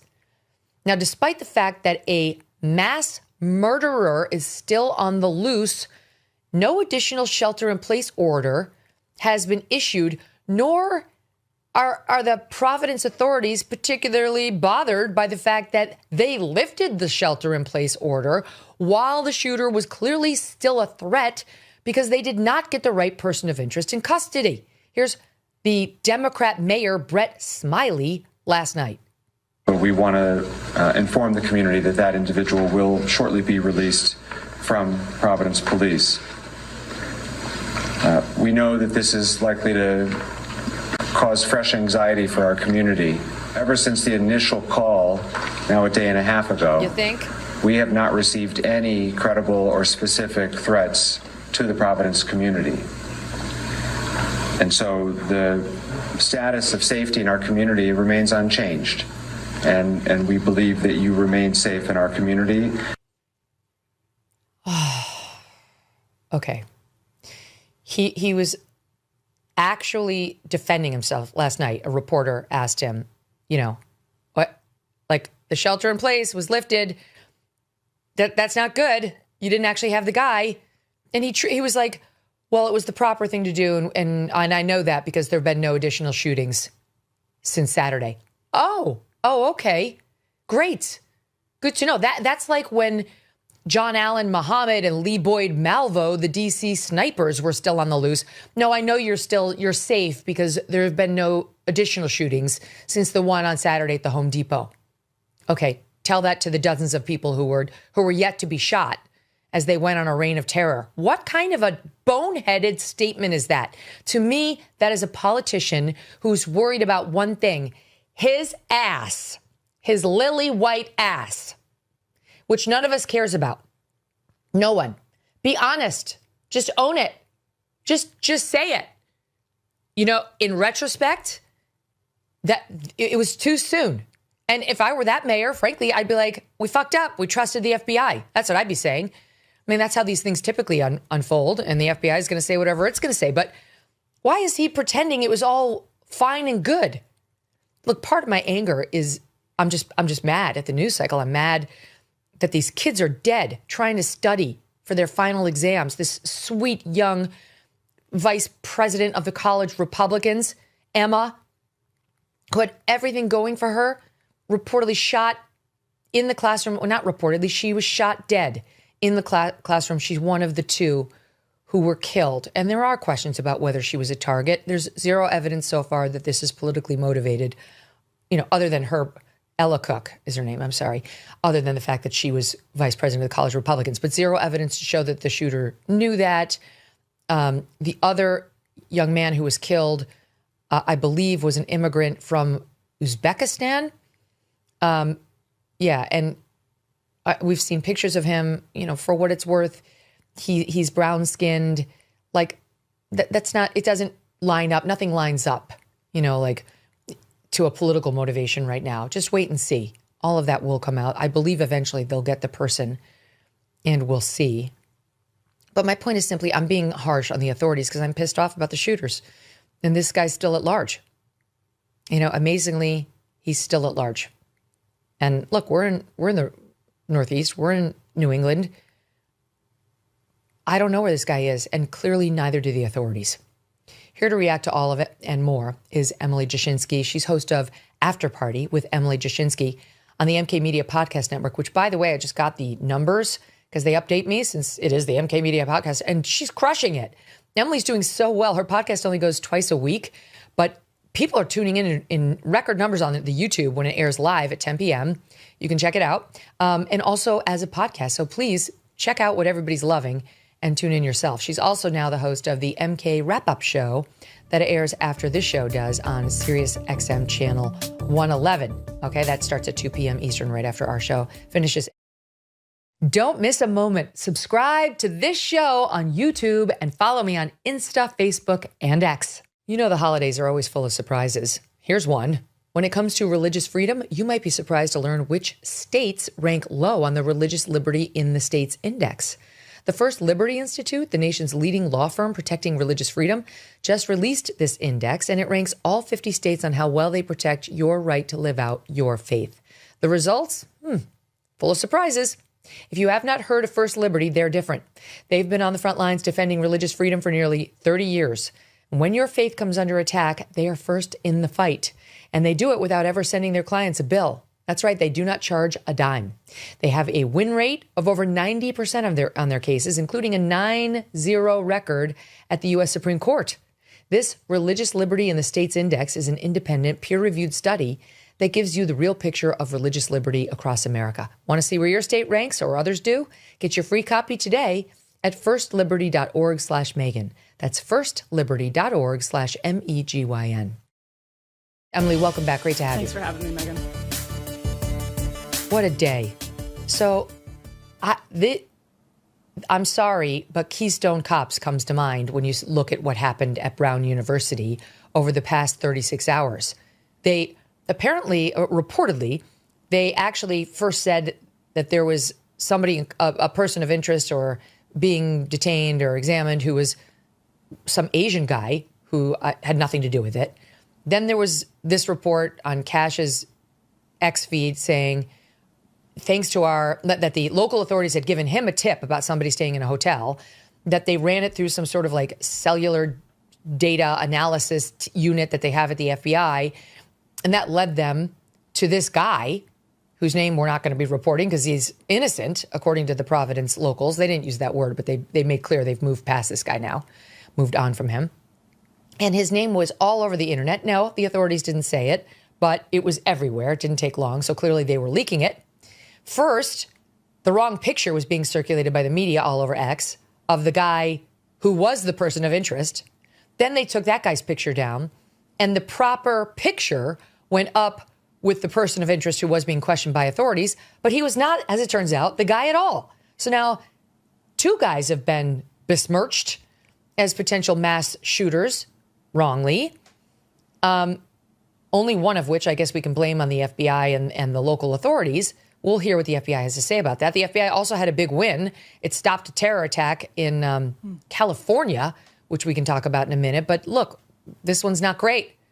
And then you have the local mayor trying to tell people, you're fine. You're fine. This is not a pick yourself up, dust yourself off. You're tough.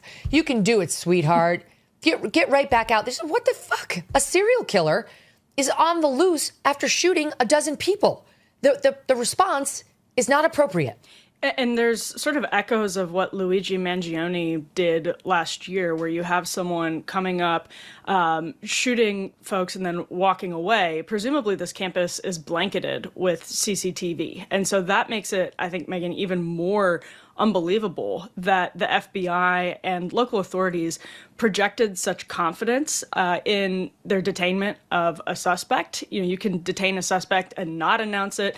You can detain a suspect and announce it in a different way. The way I interpreted the announcements were that they felt pretty good about it. And so I would be furious in Providence, if my child were at Brown, if I lived in the area, I would just be beside myself with anger, because I think they projected way, way, way too much security into the area. And on top of that, I mean, again, this is a campus. There's CCTV absolutely everywhere. So I don't understand how you feel good. I mean, Well, not on this building. Right. That's what they're saying, that this was an old building and it didn't have cameras. And I would imagine either way, going in and out of that area, that would be my understanding of a campus, is that even if the building doesn't have it, you should be able to figure out whether a person of interest is a serious person of interest, the type that you might announce to the public, or keep it, still under wraps to some extent, because you should be able to connect the dots 2 and 2, all of that type of stuff. It seems like they jumped the gun seriously. And I mean, on top of this, I think, unfortunately, there's an effort to get Kash Patel for political reasons inside of the FBI right now. I do think, unfortunately, this is also going to raise political questions for Kash Patel, because it looks like another rush. I don't know if that's the case yet, but it does really look like that.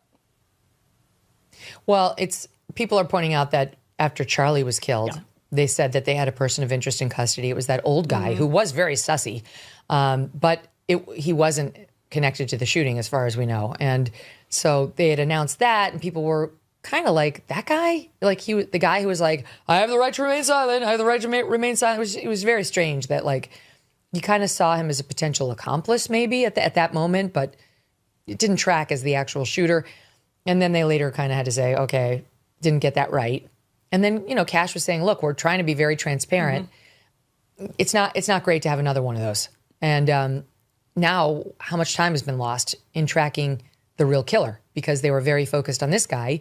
And listen, I get it. If this guy was sitting in the hotel room with what appeared to be the two same guns that the shooting was committed with, which is what the early reports were, including one with a laser sight on it, which they described as unique, but that surprises me because I haven't spent a ton of time at the shooting range, but I've spent a fair amount of time there, and that doesn't seem that unique to me. But in any event, they must have had enough evidence from that cell tower triangulation team that they thought this guy was it. I mean, not for nothing, but that's the same team that they used to get the name of the January 6th pipe bomber, which I don't know if that should shore up their attempts in this case or should undermine faith in the January 6th case, but it is the same unit. Well, and again, they actually cleared him within, I'm spitballing here, but it was like roughly 12-ish hours. So it seems as though it didn't take a lot of effort to figure out this was not the guy.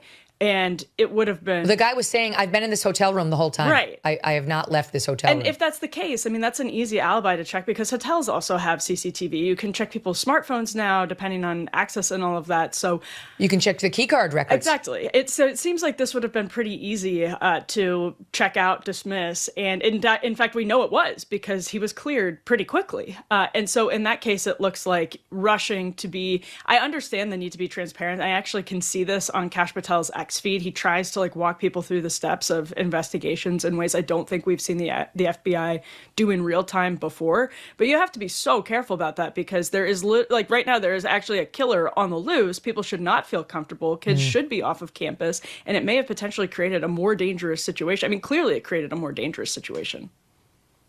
I mean, Emily, you are closer to being in college than to where I am, which is having a kid about to go off to college.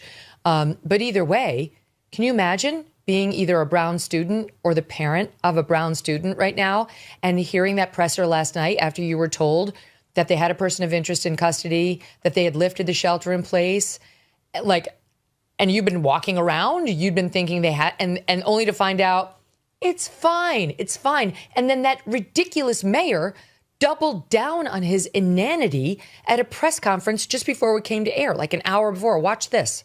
Explain this notion that appears to be in conflict. There's a killer on the loose and a manhunt underway. So how can that be the case when you say there is? Why are you confident there is no threat to public safety?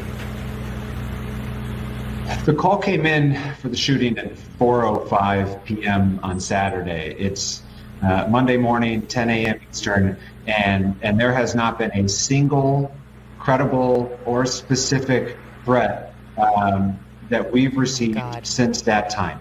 And so you're an idiot. Just because of those facts, that's why we believe it is safe and appropriate for residents in Providence to be sending their kids to school today and to be out in the community. There has been no follow-up threat. That's outrageous. I would never send my kid to school if we lived in Providence today. Not a chance. Moreover, we'd have every door and window locked. There's a killer on the loose who's killing young kids, young people, 19, 20, and has absolutely no concern for human life. Why? This is their mayor. Mm-hmm.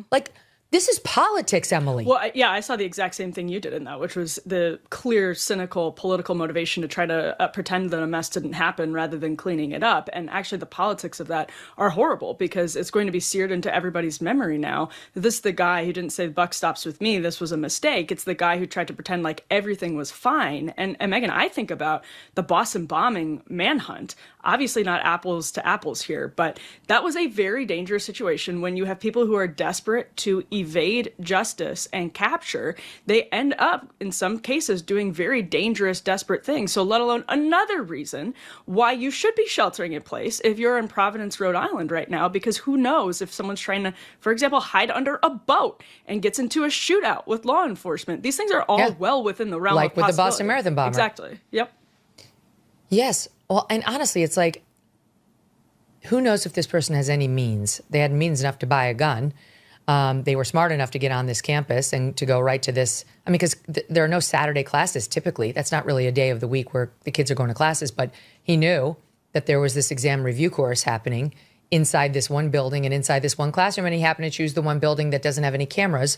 So all of that suggests he's no dummy. He figured a few things out, and he's gotten away with it so far. Who the hell knows where he is, Emily? Who the hell knows where he is? So if he had means, if he had a car, if he could get on a bus, we have no idea what he looks like. There's no profile whatsoever. So there's no, picture of him at the Greyhound or the Amtrak or American and Delta and United. No idea. Could be out of the country by now. Could easily be out of the country by now if he had planned ahead, or could be on the way to another school, to another campus. I mean, I'm sorry, I don't mean to unnecessarily scare people, but the only proper tone right now is deadly serious, cautionary, warning, and you don't want to create a panic, but you also don't want to ignore the threat, which is what that mayor is doing. I don't know. Let's move on, because we could spend all day bashing him. I do want to show this. It's the terrified Brown students cowering in a university library as they could hear shots outside.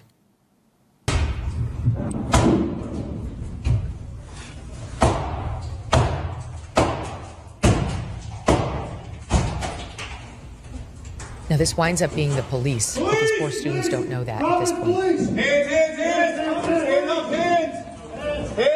Hands!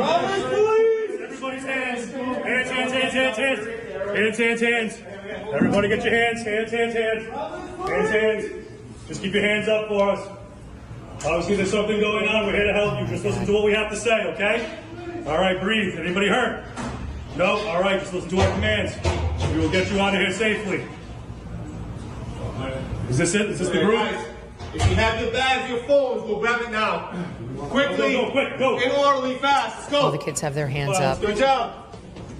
They're all complying, of course. These poor kids. Grab your stuff. Hurry up.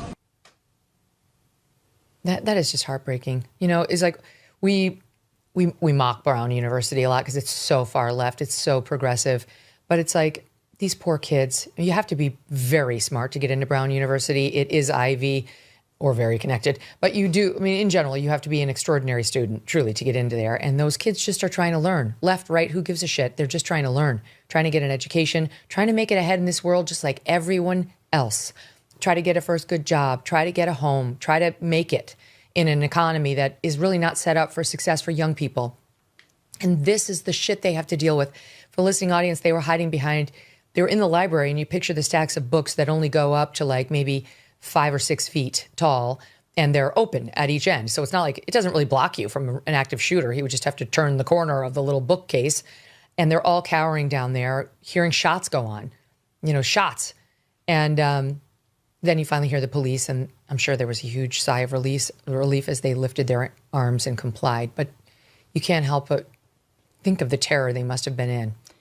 Relief, and also probably for some of them still fear, because what if someone is pretending to be the police, also not outside of the realm of possibility in a situation like that. And I'm 32. I was in elementary school when Columbine happened, and I think people, especially younger than me, but everyone who is like 30 and under, you ended up having to do those drills in school since you're like 5 years old, active shooter drills. And this is every student students' worst nightmare. These kids were just trying to get through finals, and then the scene that they have seen play out on their smartphones from different cases, Parkland, over and over the years as they've been in school, it visits them like a couple of weeks before Christmas, and it's happening to them in real life. So even though that was the police and they were hearing shots from the police, those kids are now traumatized. That will stay with a lot of them for a long, long time. That is literally the worst nightmare. Oh. And there was at least one, possibly two students who had been at Parkland at that shooting in Florida as high schoolers, or would have had to be middle schoolers now. I'm trying to do my math. That happened in 2018, and now, so it's 7 years ago. So they must have been, more junior, or maybe they took gap years, and that because at least one was saying that they'd been at the high school when the shooting had taken place, and now again. I mean, I don't even know how you'd handle going in public after that, because we're all banking on it being, a better chance of getting struck by lightning than finding yourself in one of these shooting situations. But they're happening so frequently that's starting to feel less comforting. And I use that term comfort, with a huge grain of salt. We're seeing our fellow Americans get shot down in the prime of their lives. No one wants this. No one fucking wants this. I mean, most people don't want this. I don't know what the answer is. I was thinking for these students, in this case, do we have to get to the point when they go to school, whatever school it is, college on down, the doors lock. The class starts at 9. You have a 5-minute grace period, say, and then that door locks. That's it. It will not be reopened. If you don't get there on time, you miss the class that day. It's locked. So, I mean, that would be another layer. That's the one thing I've learned in dealing with lots of security over the course of my, professional life, and plenty recently. Layers between you and potential danger is what it's all about. You just to give law enforcement the time to get to you. And on these college campuses, there aren't enough. No, I agree with that. I mean, I think I've been thinking a lot about this lately because, in the Charlie case, we've been rightfully so focused on Charlie and his family. And then I think, there were thousands of kids that day who had a bullet whiz past them, and they saw the carnage and the panic. And that's thousands of kids who just at that one school are now dealing with this panic and probably PTSD in a lot of their cases. And you think about Brown, you get an active shooter alert on your phone, which I assume went out in the case of Brown. It happens at schools. There was a mistaken one that was sent out when I was in college. It is absolutely terrifying. I mean, again, this is like nightmare fuel. It is everybody's worst case scenario when you're a teenager and you're in college. And so to get that in and of itself is terrifying. And just thinking a little bit also about the Australia story you introduced, Megyn. In that case, I know we're going to talk about it, but they have really strict gun laws in Australia. Some of these shootings happen in places where there are really strict gun laws. College campuses are certainly those types of places. There's just evil. I mean, there's just unimaginable evil. And this period of high-tech modernity seems to be bringing out more and more of it in more and more dangerous ways. And to some extent, there's nothing you'll ever be able to do to protect yourself from the evil that's in the world. There are two things we can do. There are at least two things we can do. And I don't know how I feel about having all kids armed on college campuses. Right. That seems like, I don't know, extreme to me. But people are getting murdered on college campuses at an alarming rate. They are. Mm-hmm. The attempted murders and murders happening at the hands. This is when these young men are having their psychotic breaks. Mm-hmm. And it does tend to happen. Ask any shrink between basically 18 and 26. And I haven't looked it up. I'll bet you the endowment for Brown University is in the hundreds of millions of dollars. For sure, it's going to be in the tens of millions. Is it really so hard for them to beef up their security? Is it so hard for them to have at Brown University, which actually isn't even that huge? I mean, it's very exclusive, so it's not that huge. To have a guard at every door, an armed guard at every building, Is it so hard, including on Saturday? If the students are there, you're there with your loaded gun. And that way, at least, when you hear shots fired, you can minimize the carnage. Or as a deterrent. It serves as a deterrent. can't they spend some of their damn millions on that? That's one thing. And I've said it after every school shooting for a long time since I figured out it was necessary. We need an institution, a lockup for people who are potential school shooters, and their family and friends know who they are in most of the cases. You're going to tell me that guy who shot up this Ascension school in Minneapolis was not known by his family to be a seriously dangerous young man? Uvalde, Parkland. It has to be a place. It happens all the time. Yes. The Sandy Hook. It has to be a place to which a loving mother would voluntarily commit her son. It's always a son. Stop. It is. One in New Orleans was, Nashville was a woman. But they can go too. I'm not trying to defend women, but I'm just saying, let's be honest about what the profile of these shooters is. So that it's not going to get them all. It's not even going to get most of them, to be honest, because a lot of them don't show signs. But it's going to get a fair amount, and it's going to save lives. And look, same thing for us. I'm sorry for the Ukrainians, but that $60 billion would have more than covered such a facility for the rest of your lifetime. Not even just my lifetime, your lifetime as well. I mean, easily. And think of the number of American lives that could have been spared if we had that kind of a lockup. It's a lockup. It's a prison-esque facility, but it's a mental health facility where, yes, your child is going to be locked up in a room, and we'll have group time just like prisoners do, and we'll have mental health caregivers to medicate and look after them. And it's honestly as much for their sake as it is for ours. I've spoken to these mothers. They want these kids taken. They do not want to be responsible. They can't handle them any more than the prison system can. Anyway, those are my two things. Like, we need good guys with guns, and we need this kind of a facility, and we needed it yesterday. I don't know. I've got like 3 kids who are going to go to college within the next few years, if that's what they choose to do. They're in schools right now. High schools are also dangerous. We don't want to live like this, and we just move on after all of these. Like, oh well, free society. It's all we can do. And I get it. I get the need to do that. I get the urge to do that. But I don't think it's futile. I don't. I think there are real things we can do to lower the number that have nothing to do with confiscating people's guns. Yeah, I think that's right. I mean, I think armed guards would make me feel a lot safer with our schools. I don't have kids in schools, but that would make me feel way safer because we know, you could do a full gun buyback in this country and there would still be guns.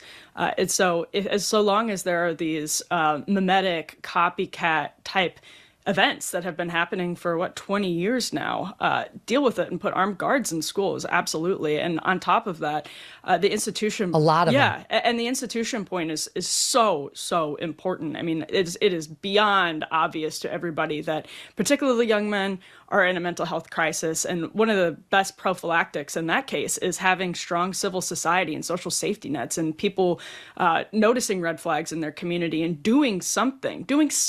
I mean, in so many of these cases, we find out that at least 5-6 people, even if it was just because of people's online activities, students' online activities, had some suspicion that there was something going deeply wrong, and they felt too weird to say something, or the police dropped the case. The FBI didn't follow up on all of the leads. Like, it happens time and time again. And when you don't have strong families, which again, this is just a reality. We don't have strong families anymore in this country. That is not a given. We have all kinds of people who are struggling and who are on the fringes of society, on the edges, and are clearly showing symptoms of a breakdown. And they're just roaming about. Nobody's helping them because they don't know what to do. There aren't institutions, to your point, Megyn, where they can take people. Right.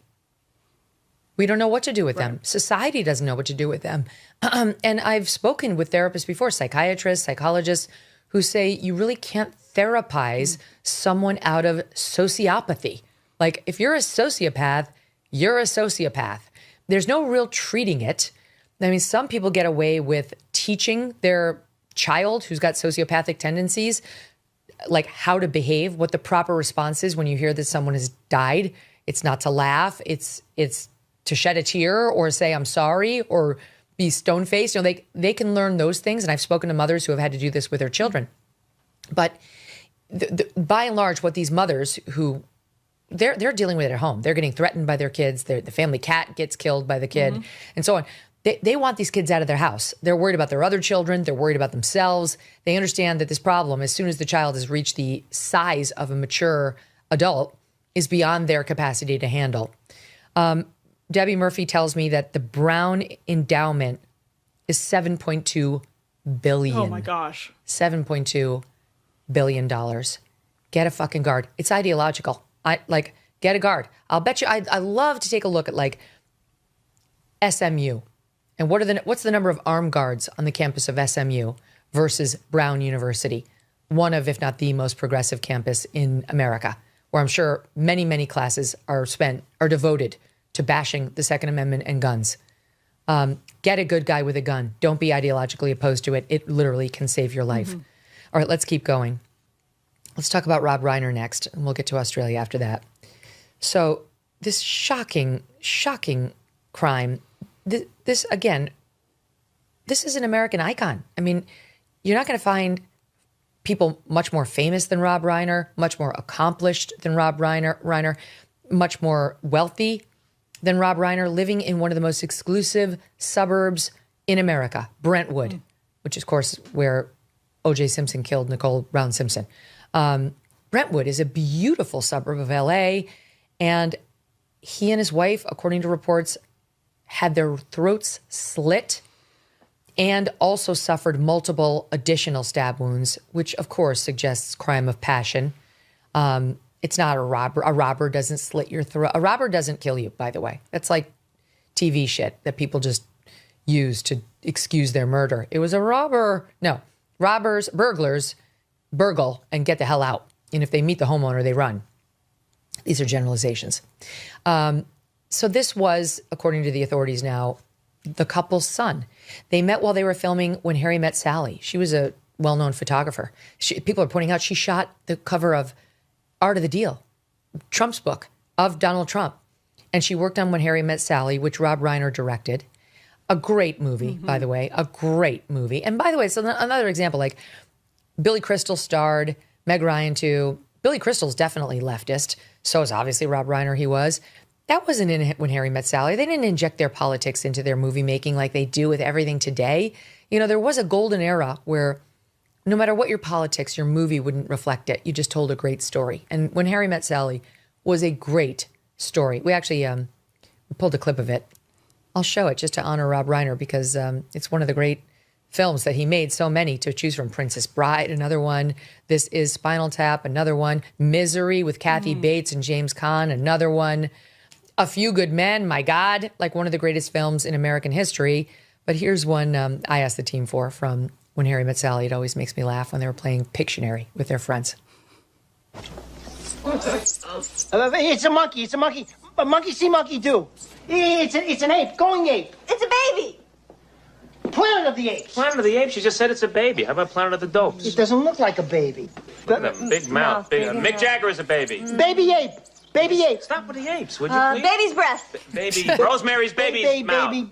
Won't you come home, Bill Baby? Baby, kiss the baby. Melancholy baby's mouth. Baby fish mouth. Ethel Baby Merman. fish mouth. 15 seconds. A big baby mouth. Baby boom. Baby. Draw something resembling anything. Baby, Baby. crying baby. Kiss the baby. Baby spitting up. Exorcist baby.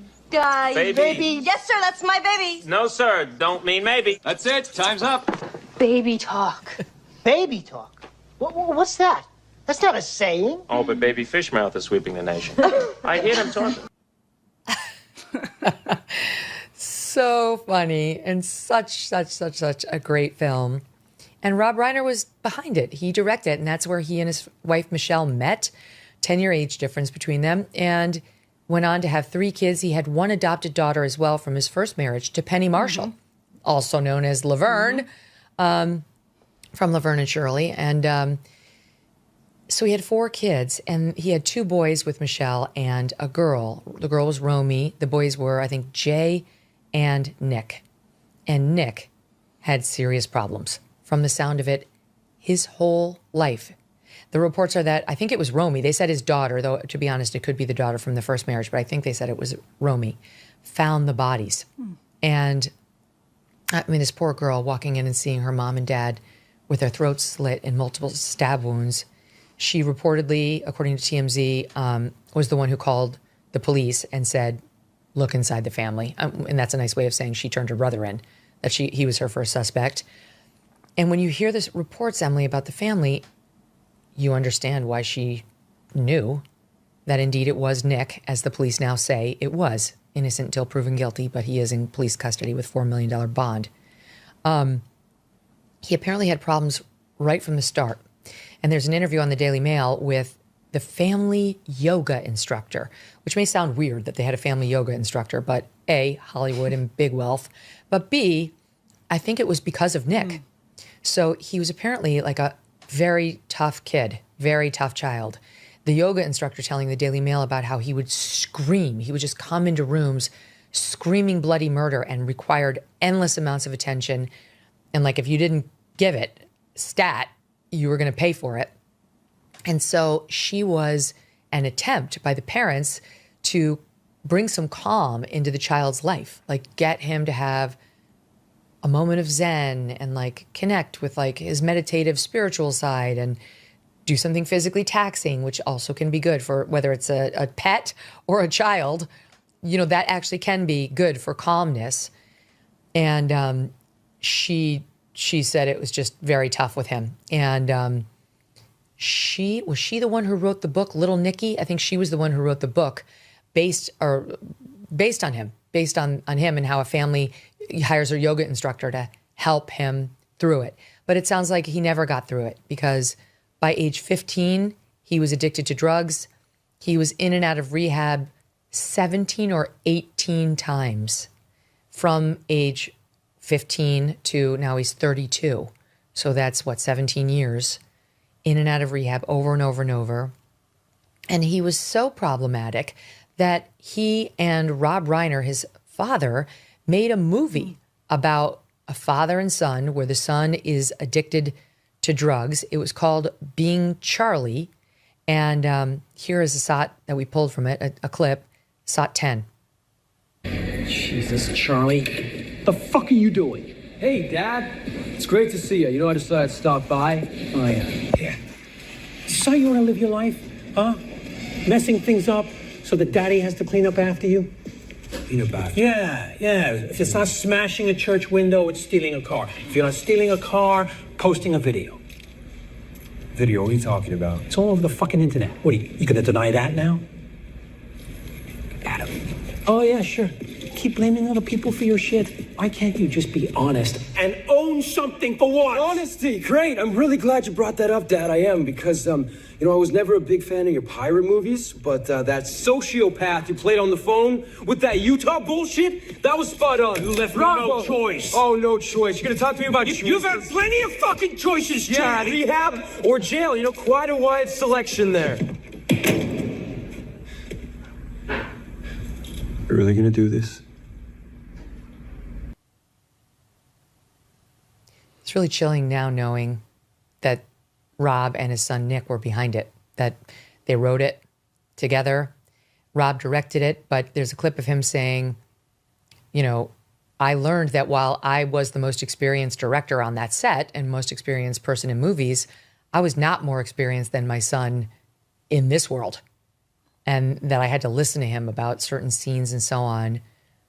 It sounds like a very tumultuous relationship, Emily. And just as we came to air, I think it was TMZ again breaking that they had had an explosive argument at Conan O'Brien's party on Saturday night, he and his son, to the point where Rob and Michelle left the party, and to the point where, again, the sister knew immediately, according to reports, they needed to call her brother. Your thoughts on it? Well, I mean, it's heart-wrenching it's always heart-wrenching when you see somebody who is kind of left to fend for themselves and people don't know what to do with them. But this is heart-wrenching in a different way when you know, and you can tell from all of the reports piling up now, his parents, his family seem to do absolutely everything that they could to get him help over the years, addressed it at film length, working together at film length to hash out this pain and this suffering, and to know that they tried. I mean, even just that report about Conan O'Brien's party, assuming it was a holiday party or something like that, you have a family, bringing their troubled son to a party. That's, it may sound like a small thing, but when you go through all of that tumult with your own child, it just shows to me, even in that little anecdote, that they were trying so hard to keep him in their lives and to keep him healthy. And so to hear that, it gets you, because clearly they wanted the best for him and they wanted to do everything they could to help. And sometimes you just feel like you run out of options. And it sounds like that's what happened here. Well, to your point, the TMZ just dropped the following, quoting from the report. Our family sources add, Michelle, that's Rob's wife, had been anguishing to friends over the last few months that she and Rob were at their wits' end over Nick's mental illness and alleged substance abuse issues, and did not know what to do with their son Nick, saying, quote, we've tried everything. I feel for them so acutely. If you guys have ever had an addict in your family, you know how explosive that issue can be and how difficult a monster it is to conquer. It's so difficult. And then think about the person suffering prior to that and adding in, pre-existing mental illness. Stand by. Apologies. We do have to take a break, and we will absolutely be continuing this talk right after. Don't go away. Ever read the label on a typical bag of chips? It's often a science experiment of seed oils, MSG, artificial dyes, and mystery ingredients. Masa is part of the growing movement to bring back real food. Masa chips contain just 3 ingredients: organic corn, sea salt, and 100% grass-fed beef tallow. Not only do these chips avoid the bad stuff, they also taste delicious too. Snacking on Masa chips is nothing like eating regular chips. With Masa, you feel satisfied, light, and energetic with no crash and no bloat. And if you love Masa, then you will love Vandy Crisps. Vandy, which is Masa's sister company, makes the most delicious 3-ingredient potato chips too. Ready to give Masa or Vandy a try? Use code MK for 25% off your first order at masachips.com or vandycrisps.com, or simply click the link in the video description or scan the QR code to claim this delicious offer. Don't feel like ordering online? Masa and Vandy are now available nationwide at your local Sprouts supermarket. Stop by and pick a couple of bags up before they're all gone. You want answers? I think I'm entitled. You want answers? I want the truth! You can't handle the truth! Son, we live in a world that has walls, and those walls have to be guarded by men with guns. Who's gonna do it? You? You, Lieutenant Weinberg? I have a greater responsibility than you can possibly fathom. You weep for Santiago and you curse the Marines. You have that luxury. You have the luxury of not knowing what I know, that Santiago's death, while tragic, probably saved lives, and my existence, while grotesque and incomprehensible to you, saves lives. You don't want the truth because deep down in places you don't talk about at parties, you want me on that wall. You need me on that wall. I mean, one of the all-time great scenes in American cinematic history. Jack Nicholson and Tom Cruise across from one another with an assist in the background from Kevin Bacon and Demi Moore, arguing over the proper role of our military and whether, when they cross ethical lines, we should or would prefer to look the other way. It's one of the many movies where people have had a second look at in modern day America. Emily saying, were we too hard on Colonel Jessup? Like, we might have been manipulated into thinking he was a bad guy when in fact he was a good guy. In any event, you can't argue with the acting and the directing of that American film, A Few Good Men, one of our best. And we're back now with Emily Jashinsky, who is the host of After Party with Emily Jashinsky. Go and subscribe right now. One of the many great Rob Reiner contributions to our national lexicon and one of our most storied industries, the Hollywood movie industry, which no one can do the way we can do. I know it's been very dark lately. It's gone woke and very annoying, but like the history of it is completely magical. It's magical. And many, many hours of most of our lives have been devoted to good times fostered by films like that one, like Stand By Me and the others that Rob Reiner directed and put out there for us. And it's one of the reasons why so many people are affected by his death today. We were talking about the scourge of drug addiction and mental illness, which often go hand in hand, in this young man who's now been accused of killing Rob Reiner and his wife, Michelle, his own parents. And updating a detail that I told you about his addiction. The Daily Mail report said that as of 2016, Nick had gone to rehab 18 times, which means he was, I think, 22 in 2016. And that means that in 7 years, he went to rehab 18 times. 7 years. It's more than 3. I can't do the math. Oh, maybe do the math. It's about 3 times a year. 2 times a year plus. And there's more here from the yoga instructor. It's a very interesting article in the Daily Mail. The headline is Daily Mail exclusive troubled truth about little Nicky. That's what she called him in her book. And she writes, the piece writes the following about Rob and the son. He had clashes with his family throughout the years, as documented in the film they did together, which portrays a young man who resents the way his father and mother are dealing with his addiction. They force him to spend time in rehab, with their interactions a reflection of how Rob, Michelle, and Nick were with each other, the family said at the time. Evidencing the years of clashes the parents had with their son, it ends with an apology from the dad for the occasionally unsympathetic way he treated his son. Rob Reiner said in an interview afterward that he owed and gave this apology to his son in real life. But Nick's unpredictability and even aggression toward his family seemingly continued. And here's a little bit more from the actual, we played you a clip from the movie played by actors, but here's the actual Nick on camera in an interview with AOL promoting this movie we're discussing, Being Charlie, in 2016, talking about his relationship with Rob. SOT 11. It really clicked for me because we didn't bond a lot as a kid. Like, he really liked baseball, I liked basketball, and he could watch that with my brother, but baseball. But I just, when I saw him do that, and it was something that I'm interested in, I was like, wow, like, he really knows a lot, and like, it made me feel closer to him and be like, yeah. You're like, wow, my dad's Rob Reiner. I never had thought about it, and then... Yeah, it didn't cross your mind, right? Never. Here's a little bit more. This is SOT 12A from the Paul Mercurio podcast, 2 chairs and a microphone. Again, same thing, 2016.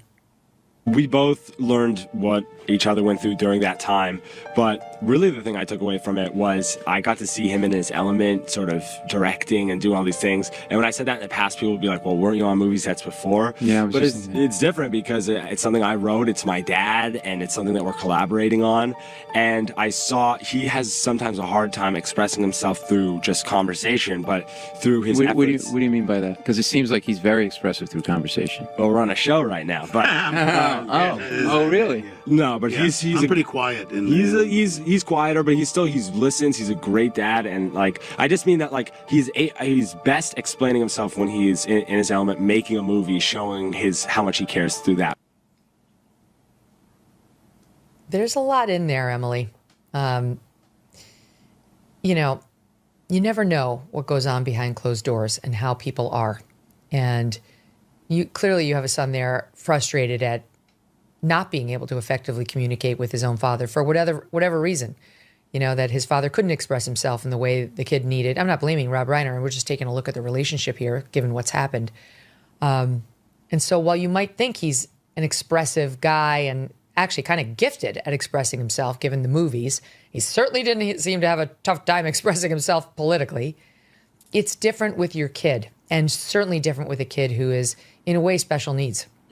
And it also, I think, represents what we all know, which is that money, you can't throw money at a problem like that, because to go to rehab that many times, you know, that's an extraordinary financial expense for his son. And obviously Rob Reiner had lots and lots of money. The family had lots and lots of money. And so it doesn't make life, it may make life easier in some ways, but it doesn't necessarily make life better. And so when you think about a family here who was trying everything over the course of a decade plus to help their son, including, by the way, doing the emotionally taxing work of directing his film that he wrote about your relationship. I mean, I cannot possibly fathom how difficult it was to do that. In some ways, obviously, they're saying it was rewarding, but that's, days and days spent in the muck of your emotional trauma, your family's suffering, your failings and successes as a parent and a child. I mean, you're putting a lot of effort into dealing with this relationship, and for it to end so tragically and violently is very upsetting. And it sounds like the parents did not only the rehab thing 18 times in 7 years, but also tough love. Because this Daily Mail piece points out that he told People magazine in 2016, I don't know if my math is correct, it's almost 26, and he was 32. He is 32. So 10 years ago, he would have been 22, and 15 to 22 is 7 years. That's where I got. So my math is right, give or take a few months.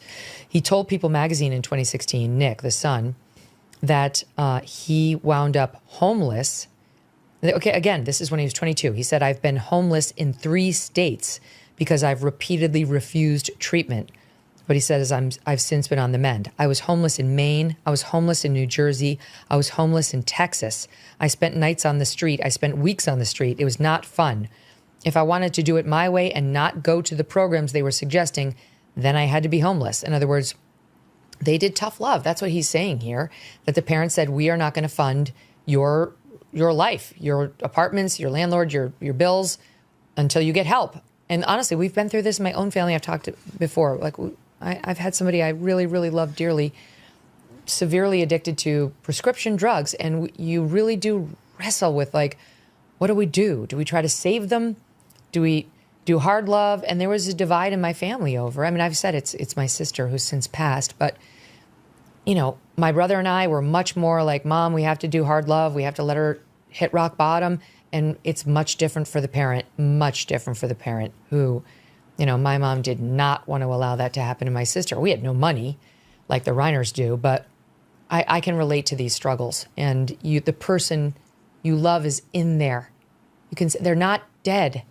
They're alive. They're just like, there's several layers between you and them in like this weird exterior that doesn't represent the true them.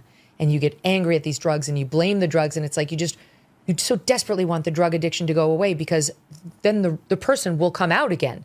Like, it's like an invasion of the body snatcher, like you want the force to be gone so that your relative is back present again. And you will throw any amount of money, tough love, and what feels like cruelty, whatever at it, to get to the end result. But then when it doesn't come, and in this case, it seems like it was constant relapse, you get to the point that they got to, according to that quote we read from TMZ, with a mother saying, we are at our wits' end and we do not know what to do. And to the point that you mentioned, it looks like the picture that's emerging is that over the years, they have tried both tough love and abundant love. I mean, everything from saying, we have to at some point cut him off so that he knows that you can hit rock bottom, as opposed to what everybody who's dealt with this experiences, where when you do the abundant love approach, sometimes there are limits to that too, but they did it both ways, clearly. That's what we're seeing. And you mentioned this earlier, but what we're learning from this crime scene, obviously, is a stabbing situation. The report horrifically is a throat slitting situation, and that is, to the point you made, a crime of passion. And so when we're thinking about a person being inside, the real person being inside, I mean, what it has to take to do that to your own parents, reportedly after a heated argument at a party, that is sociopathic. I mean, that's really the only way to look at it, which means that what they were dealing with is unimaginable, and there's no ration. There's no reason, there's nothing you can do in a situation like that that'll definitely work. You just have to keep trying, and the clock ran out on them, unfortunately. That's exactly right. And the sister, if you see the pictures of Romy, the sister, I guarantee you she knew. And again, reportedly she was the one who called the cops and said, check out Nick. But you see these pictures of her, and it's just a couple snapshots, but in each one, there's the other brother, I think his name is Jay. He's all smiles. He seems like a genuinely happy person. He projects joy in just his facial expression and energy. In all the pictures of Romy, Jake, in all the pictures of Romy, you can see, at least I think I see in the eyes like a concern, like a pain. There's the absence of a joy that you see in the other brother's face. And then you see Nick, who looks deeply disturbed in every photo. He looks progressively disturbed, progressively more like a criminal, someone who doesn't appear to be taking care of himself, somebody who's not well groomed, somebody who has got like a madness in his eyes. I realize this is 2020 hindsight, so forgive the armchair analysis, but it's what I see. And this yoga instructor, again, who taught with the family for a decade, wrote a book about Nick, Little Nicky. She described the Reiner parents as passionate, hands-on parents and loving. She said Michelle was a New Yorker living in California. She was really mindful, trying to raise her kids out of the pressures of LA and Hollywood. It was challenging and full-time. She pointed out that the family was Jewish. They were likely preparing for a family get-together to celebrate the first night of Hanukkah on Sunday before they were killed. She said that the discord she witnessed between Nick and his family, quote, was a product of their fame, quoting from the Daily Mail piece. This is how they quoted her. I think it's really challenging for children of Hollywood stars to have a clear sense of reality. It's really not easy, but it's not an excuse, she said. This is still her. The sense of neglect can breed its own delusion in kids. So she does say that they're hands-on parents and loving, but she also speaks of a sense of neglect breeding a delusion in Hollywood kids and saying that there was a discord as a product of his fame. Again, saying it's not an excuse for what happened, but giving us an insight as to somebody who knew the family well about what one of the issues was. Now, of course, he has 3 other children who are fine, who are fine. It's this one who did this dastardly deed. But it does make you wonder, like, I don't know, you've got a kid who's 15, he's severely addicted. Do you leave Hollywood? Do you give up your directing career? Do you devote your full time to this teenager, this child who you've brought into the world, who is legally and morally your responsibility? Like, do you give up your career directing movies and being the toast of the town to just focus full time on that child and the others who you still have in your home? I don't know. Here's Rob Reiner kind of defending the notion that his son Nick was privileged on that same Paul Mercurio podcast in 2016. Saw 12.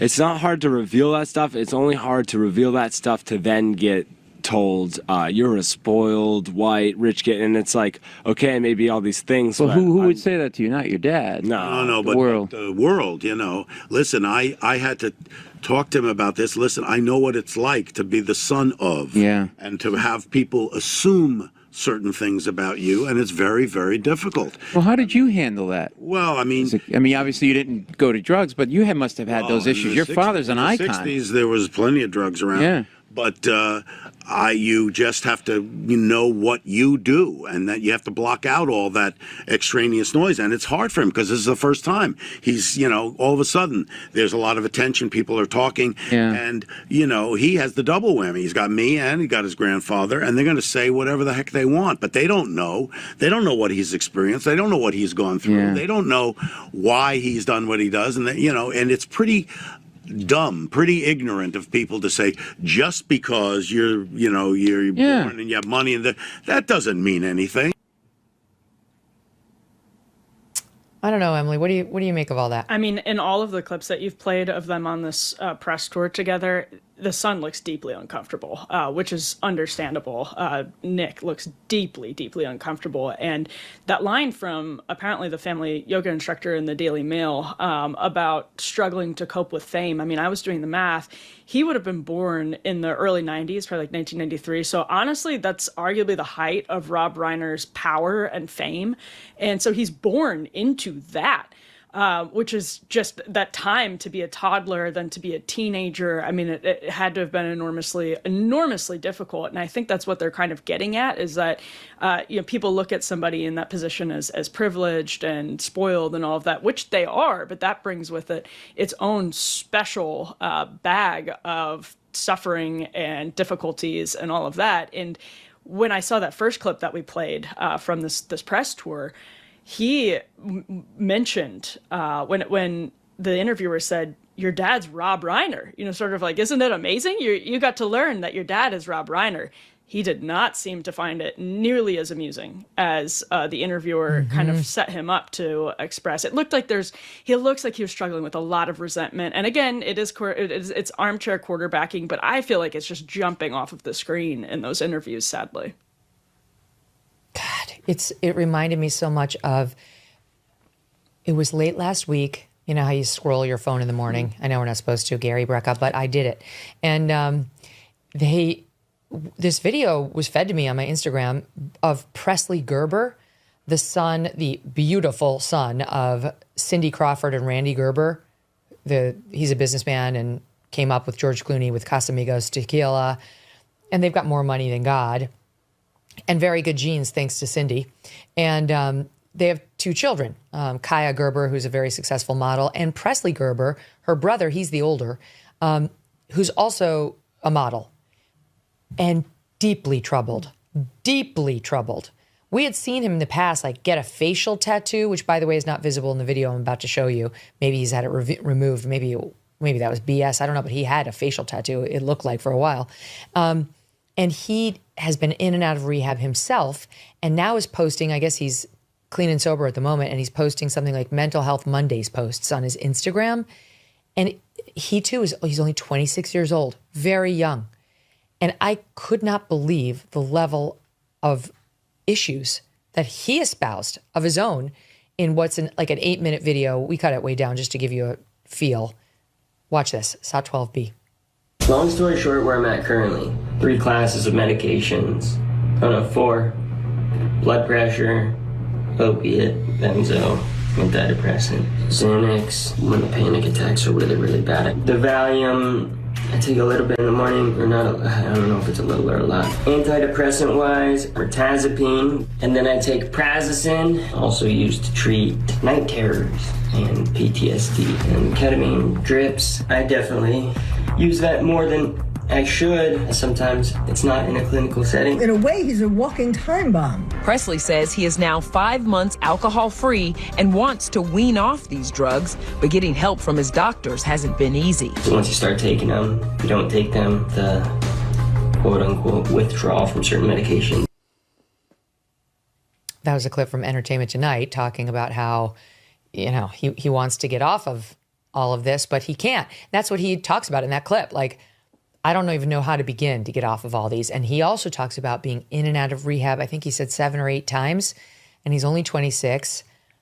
I'm not blaming their fame and wealth. As I just pointed out, I had a sister who was an addict, and we had no money. So it's not, it's not about that. Like, some people do come into the world with a different body chemistry. I really do believe that can lead them down a dark path. Like, the truth is, my sister was never like super happy. I think she was more prone to this type of addiction. She was given the drug as though it was not addictive. And so I just think she was more vulnerable to it. But so that can also be, I don't mean to say, oh, Cindy Crawford sucks and she shouldn't work. But I do also think that, like, no matter how big your life is, if your kid has got this issue, it's all hands on deck, full-time attention, or it doesn't go down a good path. Mm-hmm. Yeah, absolutely. And one of the hard things, this is almost a tragic irony, is that we were just watching that interview where Rob Reiner talks about, actually, he's one of the few people, if ever there were, because I think a lot of the suffering in cases like this, just listening to Presley Gerber there, is that there are so few people, if you're ultra famous, and maybe some of your suffering or some of your addiction issues stem from trying to cope with the entire world knowing who your mom is, having cameras everywhere, paparazzi sometimes. Like, there's just a psychological stress that has to come with that so few people can understand. And in this case, Rob Reiner, we watched a clip of him talking about how he actually is one of the few people who could have understood possibly what his son was going through, because he was also, as he put it, a son of. And so in this case, that should have been a help, and maybe it was over the years, but I have to imagine so many, I agree. There are people who are just born into the world with a darkness, although I've seen that also be lifted, and I think faith is an enormous help. And Megyn, I don't know if you saw that video that Andrew Colvett posted of Rob Reiner reacting after Charlie was killed and after the memorial We service. have it. Oh, we my have gosh. it. Hold on, I'll show it. Here it is, SOT 13. When you first heard about the murder of Charlie Kirk, what was your immediate gut reaction to it? Well, horror, absolute horror. And I unfortunately saw the video of it, and it's beyond belief what happened to him, and that should never happen to anybody. I don't care what your political beliefs are. That's not acceptable. That's not a solution to solving problems. And I felt like what his wife said at the service, that the memorial they had, was exactly right. And totally, I believe, I'm Jewish, but I believe in the teachings of Jesus, and I believe in doing to others, and I believe in forgiveness. And what she said to me was beautiful, and absolutely, she forgave his assassin, and I think that is admirable. And the reason I thought of that, within 3 months he'd be dead. It liberates you from so much of that pain to be able to forgive. And obviously, the more we're learning, his son was not able to forgive. And that can happen when you have chemical addiction issues, chemical depression issues, obviously. But I thought seeing that clip, it just gives you chills. As you said, Megyn, within 3 months, he would be dead. What a classy response. That is Rob Reiner, I think, in a nutshell, somebody who was able to muster these very soaring depictions of America, the best, maybe the best who ever did it, even if it's New York City and When Harry Met Sally, if it's a courtroom, like what we just saw. He was able to do that in such a beautiful way. He played Michael Stivic, one of the great American characters, and the best of Norman Lear, I think, is Michael Stivic, and the relationship between Michael Stivic, Meathead, and Archie Bunker. And so I just think, watching that clip of Rob Reiner saying how moved he was by Erica Kirk being able to forgive, believing in the teachings of Jesus, being able to forgive Charlie's killer. It's a reminder to me of how liberating the act, the difficult act of forgiveness can be, and how burdensome it can be when you're unable to do that. He also tweeted out, "Until Trump goes to prison, I will no longer be posting on Twitter. I've had it with the insults and put downs. Fuck all of you MAGA assholes." Now, that I only raised that. We've all had nasty tweets. He was particularly nasty in his tweets, and he really hated Trump. And that is not an excuse, but it is an explanation in part for what Trump did this morning, which was no bueno. He posted on Truth Social, "A very sad thing happened last night in Hollywood. Rob Reiner," starts off good. Well, Rob Reiner, a tortured and struggling but once very talented movie director and comedy star, has passed away, together with his wife Michelle, reportedly due to the anger he caused others through his massive, unyielding, and incurable affliction with a mind-crippling disease known as Trump derangement syndrome. Oh, good gracious. Sometimes referred to as TDS. He was known to have driven people crazy by his raging obsession of President Donald J. Trump, with his obvious paranoia reaching new heights as the Trump administration surpassed all goals and expectations of greatness, and with the golden age of America upon us, perhaps like never before. May Rob and Michelle rest in peace. This is so bad. This is not a good post in any way, shape, or form. And I really wish he hadn't done it, because can I say, the right has been responding totally appropriately to Rob Reiner's murder. I haven't seen anyone offer any sort of the vile contempt for Reiner that we saw the left say about Charlie Kirk after he was killed. Again, not Rob Reiner in response to Charlie, but the left, a lot of them. And then in comes the chief of the Republican Party and the commander-in-chief of the country with that. Not helpful, not the right tone for the moment, not a good example, and really just unfair to just don't do that to a man when he's just died. There's a time. It's much later. It's much later in my view.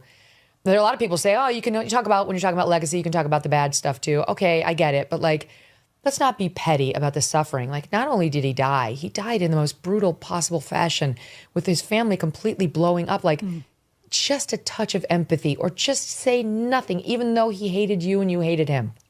It's perfectly acceptable to say nothing if the alternative is saying that. And I saw a reporter just before we went to air actually posting the responses on Truth Social to Trump's post. And it was a bunch of MAGA people saying this was the wrong move. This was not the move for the moment. And so you have this juxtaposition of basically no mainstream conservative, other than the actual president of the United States, the leader of the Republican Party, in any way, dancing on Rob Reiner's grave. And that might be a hyperbolic way to describe what Trump just did, but he is politicizing it in ways that the right, I think, appropriately criticized people for doing after Charlie died. And it does remind me of that moment at Charlie's funeral, because we were talking about forgiveness, where Trump jokingly said, I'm not quite like Erica, because we were talking about Rob Reiner's extension of gratitude for what Erica Kirk said, in agreement with what Erica Kirk said.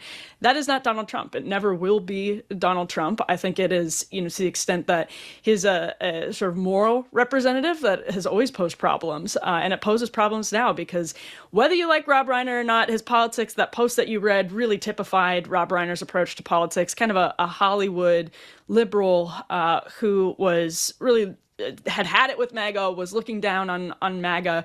But people loved him. People loved him. They remembered him as Meathead. And maybe he turned into a little bit of a reverse Archie Bunker in his later years. But we are accustomed to that as a country, partially because of Rob Reiner helping us work through with the examples. I don't know. I personally am praying for his family. Mm-hmm. This is a hellacious day and the start of the holiday season and Hanukkah, and I cannot imagine what they're going through. My heart goes out. Want to keep going, because what happened in Australia is also disturbing. It's that kind of a day. And that is a different kettle of fish. That is an Islamic terror attack. And I'll tell you what happened. If you could make one holiday wish, would you wish to be free from your credit card and other debt? Well, here is why now is the time to make a move. This time of year, credit card and loan companies close out their books. They clean up past due accounts and they sell or write off debt. That means if you have credit card debt and unpaid bills, lenders may be more open to negotiating and settling your account before year end. You may actually have leverage. And Done With Debt knows how to use this to your advantage. They monitor lender trends and understand the year-end pressure on creditors, and they use that timing to negotiate hard on your behalf. Done With Debt goes to work for you month one with one clear goal: to reduce your total debt and leave you with more money every month. Get started now. Chat for free with the Done With Debt specialist at donewithdebt.com. That's donewithdebt.com, donewithdebt.com. There are a lot of politicians that should be getting coal in their stocking for Christmas, but Birch Gold thinks, as a smart planner, you deserve silver. That's why for every $5,000 you purchase between now and December 22nd, Birch Gold will send you an ounce of silver, which is up over 60% this year. See, smart people diversify and have a hedge. That's why you should consider Birch Gold. With the rate cuts from the Fed in 2026, the dollar could be worth less. And what happens if the AI bubble bursts? Consider letting Birch Gold Group help you convert an existing IRA or 401k into a tax-sheltered IRA in physical gold. And for every $5,000 you buy, you will get an ounce of silver for you or your kids. Just text MK to the number 989898 to claim your eligibility for this offer. Again, text MK to 989898 because Birch Gold's free silver with qualifying purchase promotion ends on December 22nd. Message and data rates may apply. There was a pair of gunmen that targeted a Hanukkah event at Bondi Beach in Sydney, Australia on Sunday. Our pal Dan Wooten says Bondi Beach is like Times Square. It's like the place you go when you go to Australia, which sadly I've never been. The death toll now stands at 15 with over 40 injured, and the scenes of the shooters and the people running for their lives are unforgettable. Here's some.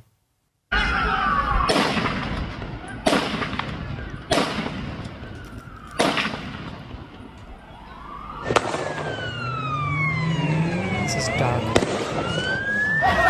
¿Qué está pasando? ¿Dónde? Alicia, escucha, Alicia, ¿qué está pasando? ¿Qué está pasando? Pero... It's so weird because it's, again, on a beach. It just, people are frolicking. You know, you go to the beach, have super fun. Like it's frivolous, and now there's a death threat. Multiple outlets have reported the shooters are father and son, 50-year-old Sajid Akram and his 24-year-old son, Naveed. Sajid was shot dead. Naveed was shot and is in critical condition. Per the BBC, the father came to Australia on a student visa, and he stayed on in the country for decades on different kinds of visas. They were refusing to say what country he came from. Why is that? Why can't we know what country he came from as he shows up to murder Australians with an ISIS flag on his fucking car? Tell us what country he's from. The Prime Minister of Australia is omitting that from the details. His son was born in Australia and thus was Australian. The Daily Telegraph in Australia reporting that the pair had spent a month in the Philippines in the lead up to the massacre, one of the world's top extremist hotspots. And ABC News in Australia is reporting that the son came to the attention of Australia's domestic intelligence agency 6 years ago for potential ties to a Sydney-based Islamic State terror cell, but ultimately they deemed him to not be a threat. That was a fail. Despite all that and Australia's strict, very strict gun laws, the father, Sajid, owned 6 guns registered to his name.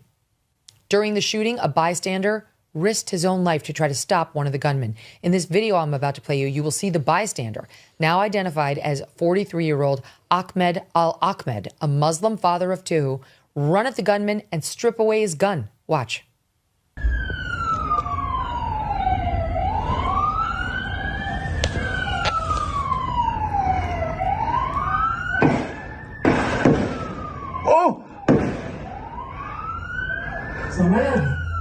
It's incredible. He's trying to wrestle him to the ground. He got his gun. He's got his gun on the shooter. He fires. He's missing. Oh, it's the other guy firing at him. And he does get shot. Ahmed gets shot. And the son stumbles away. The gunman later retreats, you saw the beginning of it there, to the bridge from which the pair were firing, and started firing again at the direction of Al-Ahmed and another man hiding with him behind a tree. When the other man hiding with Al-Ahmed behind the tree starts running away, he was shot. Watch.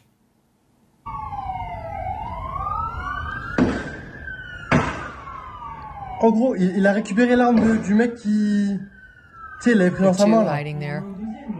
One gets up. Oui, oui, j'ai vu. Starts running. Ouais.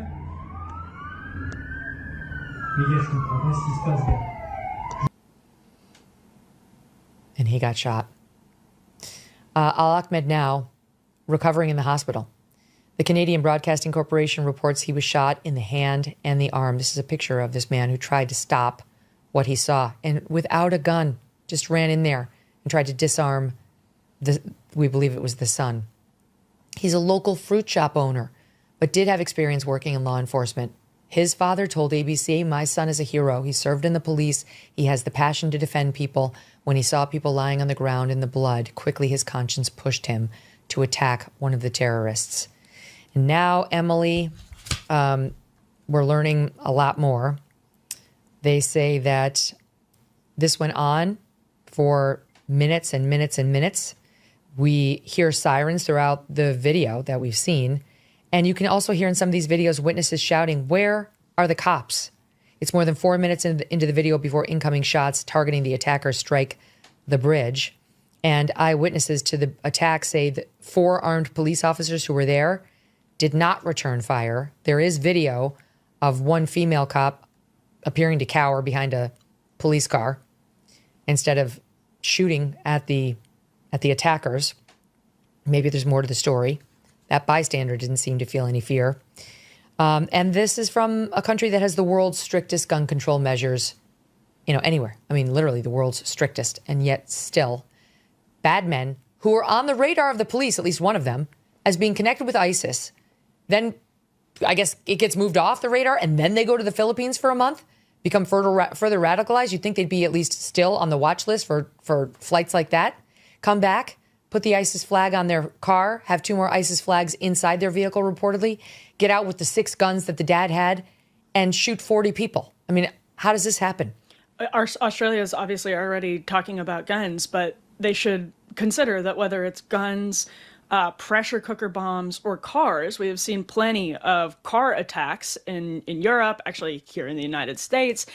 What they're sharing in common here is Islamic, militant Islamism. And Rod Dreher had an interesting note on his Substack this morning where he wrote, reportedly, the hero in this case, when you're playing that video, I basically wanted to jump out of my chair and start applauding, is also Muslim. And Dreher wrote, there are Muslims around the world, we should keep in mind, who are also sick of this bullshit militant Islamism. And that's what you see in this case, apparently, with the hero who stops the shooting.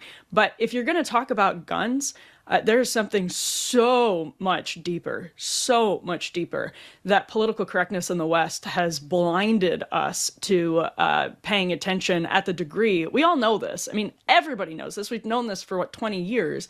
The degree to which we need to take these cases seriously. I mean, one of them being on the radar of police and being cleared. I am very curious to hear the various layers of that story and how that ended up happening, because I don't think it's outside the realm of possibility that there was a lack of seriousness dedicated to the ideological component. Yeah. We see it. Good We point. see it all the time. Did you hear the Prime Minister saying, yeah, we've got to look into, radical Islamic violence and right-wing violence too. What? Who says that at this moment? You've got two jihadis, one dead, one in the hospital, who just shot 40 people. And why would you even mention right-wing violence right now? It's politics once again. It's politics, and then the politics bleeds into the substance, where you end up, for the sake of political correctness, trying to devote as many resources to what's less of a threat. I'm not saying that it's zero threat, but when you have examples like this time and again, I mean, I remember when the car examples, the parade examples first started happening, really in the 2010s. It reminds me of what we're thinking about now, where you're at a beach. I mean, you and I, we're both Americans. I actually don't know. I know a lot of people who conceal carry. I don't know many people who conceal carry at a beach. That is one of the places where you just don't even think. I mean, it's associated with total relaxation and zen.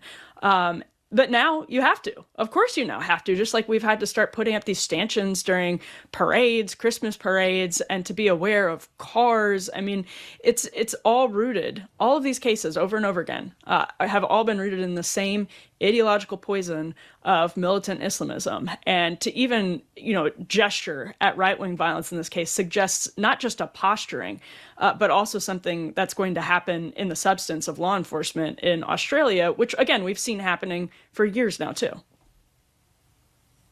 I mean, it's amazed me because Australia does not F around when it comes to immigration. Mm-hmm. It's very hard to immigrate into Australia. It's next to impossible to illegally immigrate into Australia. But there has been a growing cry there, as here, as in Europe, from people whose families have been there for generations saying, what are we doing? Who are we letting in here? Why are we actively changing our culture and our country by assimilating or trying to let in people who will not assimilate, who don't share our values, who don't share our cultures, and who wind up posing a threat to us? I mean, it's not so long and it still exists in many cultures and many communities. You're not allowed to ask that question. Now, can we ask that question? Can we ask it in Australia? Can we ask it here? It's like here we're seeing massive fraud in the Midwest with our money, which we've also seen jihad in America domestically. In Minnesota. In Minnesota. But this is one of the most stark examples we've seen as of late. They don't normally tack on the ISIS flag and make super clear exactly what they're doing. Tim Walz and Ilhan Omar can't even admit, as other Somalis have done, by the way, that there may be a cultural component, indeed that there is a cultural component to the fraud cases. They can't even admit the fraud could stem from cultural reasons of assimilating a population, by the way, that has, according to UNICEF, a 99% rate of female genital mutilation into the upper Midwest. They can't even admit that there could be a cultural component to welfare fraud, let alone imagine getting them to admit then that there would be something rooted in a religion where, by the way, it's not politically correct to say, but the prophet was a warlord. assimilating that into Western democracies, they can't even admit if the fraud is coming from it. So let alone dedicating the necessary resources to, actually stopping potential militant Islamic extremism. You can see what a problem we have on our hands when the refugee politicization, the political correctness of refugee resettlement prevents people from even having a conversation about assimilation and fraud. I mean, there are a lot of people in this country. There are millions of people who came over the border during the Biden administration, some of whom were economic migrants, some of whom were genuine asylum seekers, some of whom actually want to do this country harm, many of whom actually want to do this country harm. We have no idea where they are. The Trump administration now has to dig the country out of that hole. So good luck to all of us, because the door has been open for the last 4 years. Mm-hmm. Yeah, and of course we're getting dealt blow after blow in the courts as Trump tries to get the ones who are here who have committed additional crimes out, like Kilmar Abrego Garcia, who just got released yet again by an Obama-appointed judge. She's dying for this guy to stay here. MS-13, accused gang member, accused serial wife abuser, accused trafficker of humans. They're dying for him to stay here, Obama-appointed judges. Except because they're judges, make a nice living, they may have security, they actually won't be the ones to die. It's going to be the people in lower income communities who get killed by these illegals, like a Jocelyn Nungare, the 12-year-old killed by those two illegals who sexually assaulted her and then threw her off a bridge. The most bizarre take on this has got to go to Chuck Schumer, who wanted to address both the mass shooting at Brown University and that in Australia. And I'm not sure why, but handled it this way. SOT 9. And of course, I'm going to say a few words about the terrible shooting in Sydney, Australia. Okay? So, and first, of course, as I always say, no matter what, go Bills. They beat the Patriots today. It's a big deal.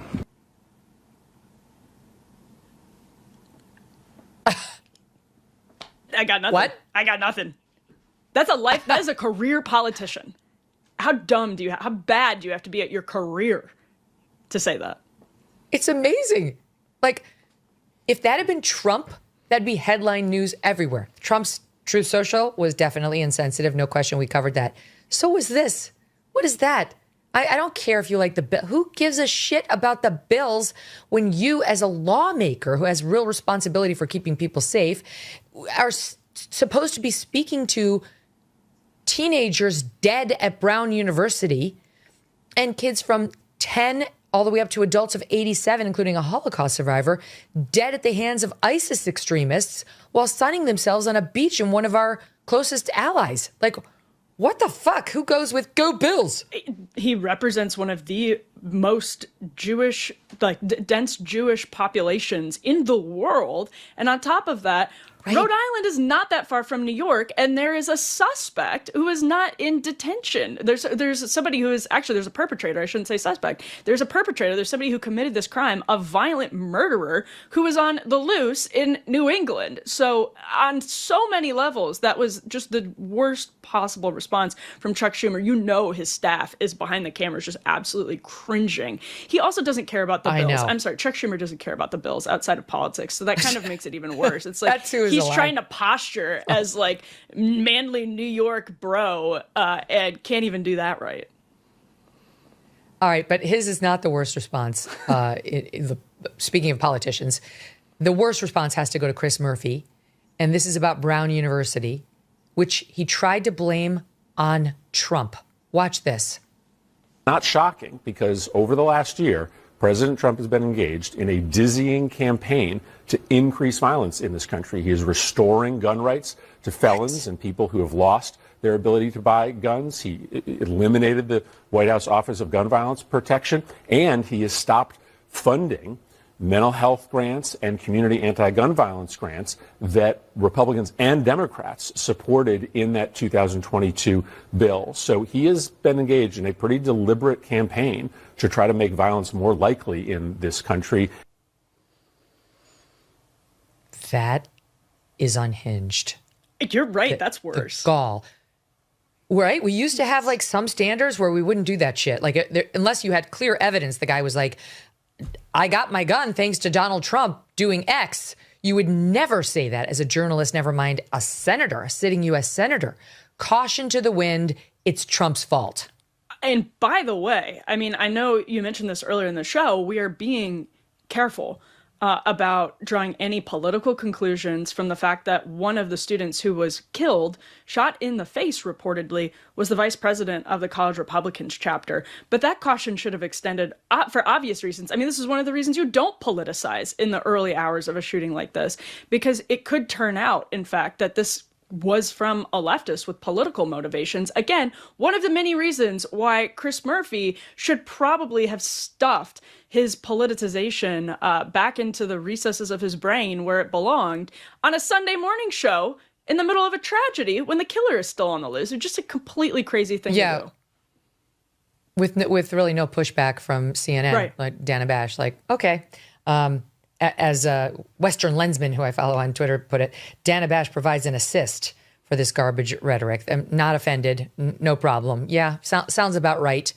What a day, Emily. I don't know what to make of it. You know, it's like you have to touch grass. You have to hug your kids. Mm-hmm. Maybe have an eggnog. You know, you can't get too wrapped up in the darkness because it can really affect you, right? It's like, this is one of those days, like it just snowed over the weekend in the Northeast. You got to go outside, walk in the snow-covered streets and take deep breaths into your lungs and thank God that you're alive and hopefully your family is alive and well. And try not to focus too much on these tragedies. When you have a series of them, it can really get you down, but it's a wonderful time of the year. You know, like the Christmas carols and the Christmas lights and the snow coming and Santa. Like, there's so much to feel good about. It's just, you know, we got to do the news. And today, man, what a whopper. I was inspired to drink eggnog by you and Doug on Friday. So thank you for that. It was such a gift. I was like, oh, it's eggnog season. Did you add the nutmeg? That makes a nice difference. Wonderful. It's and that's like what they do at a lot of restaurants if you order the eggnog too, so it feels extra professional. But you know, it's another reminder. It did feel like MK True Crime Day here, but and Doug was right. Like Dateline is what today's show felt like because of the news. Yeah. But it's another reminder that forgiveness really does set you free. And that example Erica Kirk set in her speech at the memorial, that can be so liberating if you're feeling like you're going into a dark place. Just remembering, going to scripture, learning about forgiveness and how powerful it can be. It can make us all so much healthier to follow that example. Amen. Speaking of Erica Kirk, there is big news. She's having a one-on-one meeting today with Candace Owens. I will have a lot more to say about that tomorrow. There's a tease for you. In the meantime, Emily's coming up at 2 p.m. with the Megyn Kelly wrap-up show. Go call in to talk with her about all today's news at 833-44-MEGAN. That's 833-446-3496. Back tomorrow with Ruthless. See you then. You're reminded of what happened to Charlie on the day, September 10th, and of just how traumatic it was. I don't think we've stopped reeling. I think for the past 3 months, the country writ large has still been reeling, and conservatives have been reeling. And I think many of us who are right-wing or associated with the right wing or just heterodox in our thinking, like I know you are, have not gotten over the additional threat to our safety and security as a result of all this. Where are you on it? Yeah, I mean, even as I'm sitting here listening to your opening, which I think was spot on and very good, it's all so surreal to me. Like, I just still can't believe where I have this thing, which I've had before when I've lost friends and family members, where I still find myself on some level going like, man, I can't wait to hear Charlie's take on all of this. Which I don't know is like my own weird way of grappling with the inevitability or the permanence of death or something like that. But you know, I totally agree with everything you said there. You know, I would add that, look, the presumption of innocence isn't just a principle. It is the foundational principle of Western civilization. It's the without it, there is no liberty. Like you could write the most perfect constitution ever, but if the government can accuse you of something and you're presumed guilty, you don't have 1 inch of liberty. And so of course, right. You know, and then of course it should also be added that we're all friends. We were all friends with Charlie. And so we would have to recuse ourselves, right? Like, you know, you're more of a legal expert than me, but we would not. So like there's this tremendous emotion that is impossible to completely remove from us.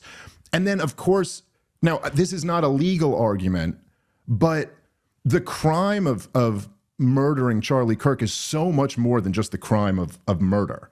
It's the highest profile political assassination of my lifetime. It's like a crime against the country. It's a crime against our cohesion, a crime against domestic tranquility. And so, and I also think, I don't know if there's a legal way that can be accounted for, but that's part of the reason why you need to have cameras. You need this to be the most transparent trial, because it really is almost in some way like a matter of national security. And then, I think your point is really well taken, that, look, people jump to conclusions off of little things that seem odd to them. But even like you said, like the text messages, yes, that seemed odd to me too, but it always to me seemed like the obvious answer was what you said. It was like out of Breaking Bad, there's that scene where Walter White calls his wife in front of the cops, and he's intentionally trying to get her off of the hook, right? And so there's just... people connect dots sometimes when they shouldn't be connected, and of course, we're going to have to wait till this trial before we get his defense and the prosecution's case. I would say, though, that the other factor here is just that, this Justice Department lost all credibility over the Epstein thing. And there's just, there's just no way to undo that. I'm sorry. This is you're right. It's like catching your spouse cheating on you. That's it. You lost trust, man. The trust has not been rebuilt. I mean, what I've never seen an issue mishandled more by any administration ever. I don't think Joe Biden's senility was handled worse than this. I mean, but between Pam Bondi having that stunt where she gave all these right-wing influencers the Epstein files, saying they're sitting on her desk, turning around, then them trying to tell you it was a Democratic hoax and it never existed, then Mike Johnson saying it's a threat to our entire political order if we release the files, then Trump turning around and releasing the files that he just said didn't exist and were a Democratic hoax. And so after that, we're in, and this I think really is something central to the state of where the United States of America is today. There is no more trust in institutions, and there are bad aspects to that. But also, that distrust was earned by the institutions themselves. It's a very important point. Ever read the label on a typical bag of chips? It's often a science experiment of seed oils, MSG, artificial dyes, and mystery ingredients. Masa is part of the growing movement to bring back real food. Masa chips contain just 3 ingredients: organic corn, sea salt, and 100% grass-fed beef tallow. Not only do these chips avoid the bad stuff, they also taste delicious, too. Snacking on Masa chips is nothing like eating regular chips. With Masa, you feel satisfied, light, and energetic with no crash and no bloat. And if you love Masa, then you will love Vandy Crisps. Vandy, which is Masa's sister company, makes the most delicious 3-ingredient potato chips, too. Ready to give Masa or Vandy a try? Use code MK for 25% off your first order at masachips.com or vandycrisps.com, or simply click the link in the video description or scan the QR code to claim this delicious offer. Don't feel like ordering online? Masa and Vandy are now available nationwide at your local Sprouts supermarket. Stop by and pick a couple of bags up before they're all gone. Thanks so much for watching. If you like what you just saw, hit the subscribe button for more clips and full episodes. Just today and this week in the news, 2 of the biggest headlines are 10 children died immediately after getting the COVID vaccine, which we were told was safe for children, and many schools made mandatory after the FDA blessed it and pushed it. And now today, there's additional news about the extent of myocarditis that this thing is causing in adults and causing adults to drop dead. Also now disclosed by an honest FDA under Martin Makary and Vinay Prasad, who was an early critic of, not even critic, but just an honest broker about what was happening with the vax. All of this was fucking suppressed. People are dying as a result. So you're totally right. The distrust in government agencies, yes, goes well into public health. And the DOJ and FBI even now, because to your point, what was the first big action that we saw this DOJ do? It was the Epstein thing. It was Pam Bondi needing to see herself on TV, running around saying, the file's on my desk. He was disgusting. Wait until you see all the videos. You know, we're not going to release the actual videos, but let me trust me. There have been tens of thousands of him with like child pornography. Yeah. And then, there's nothing. And then no explanation. No like mea culpa, no presser, Dave. Right. Where like she fell on her sword and said, I misspoke. That was stupid. Let me tell you everything we actually do have. It never happened. We were told to move on. And it's been very tough. One silver lining.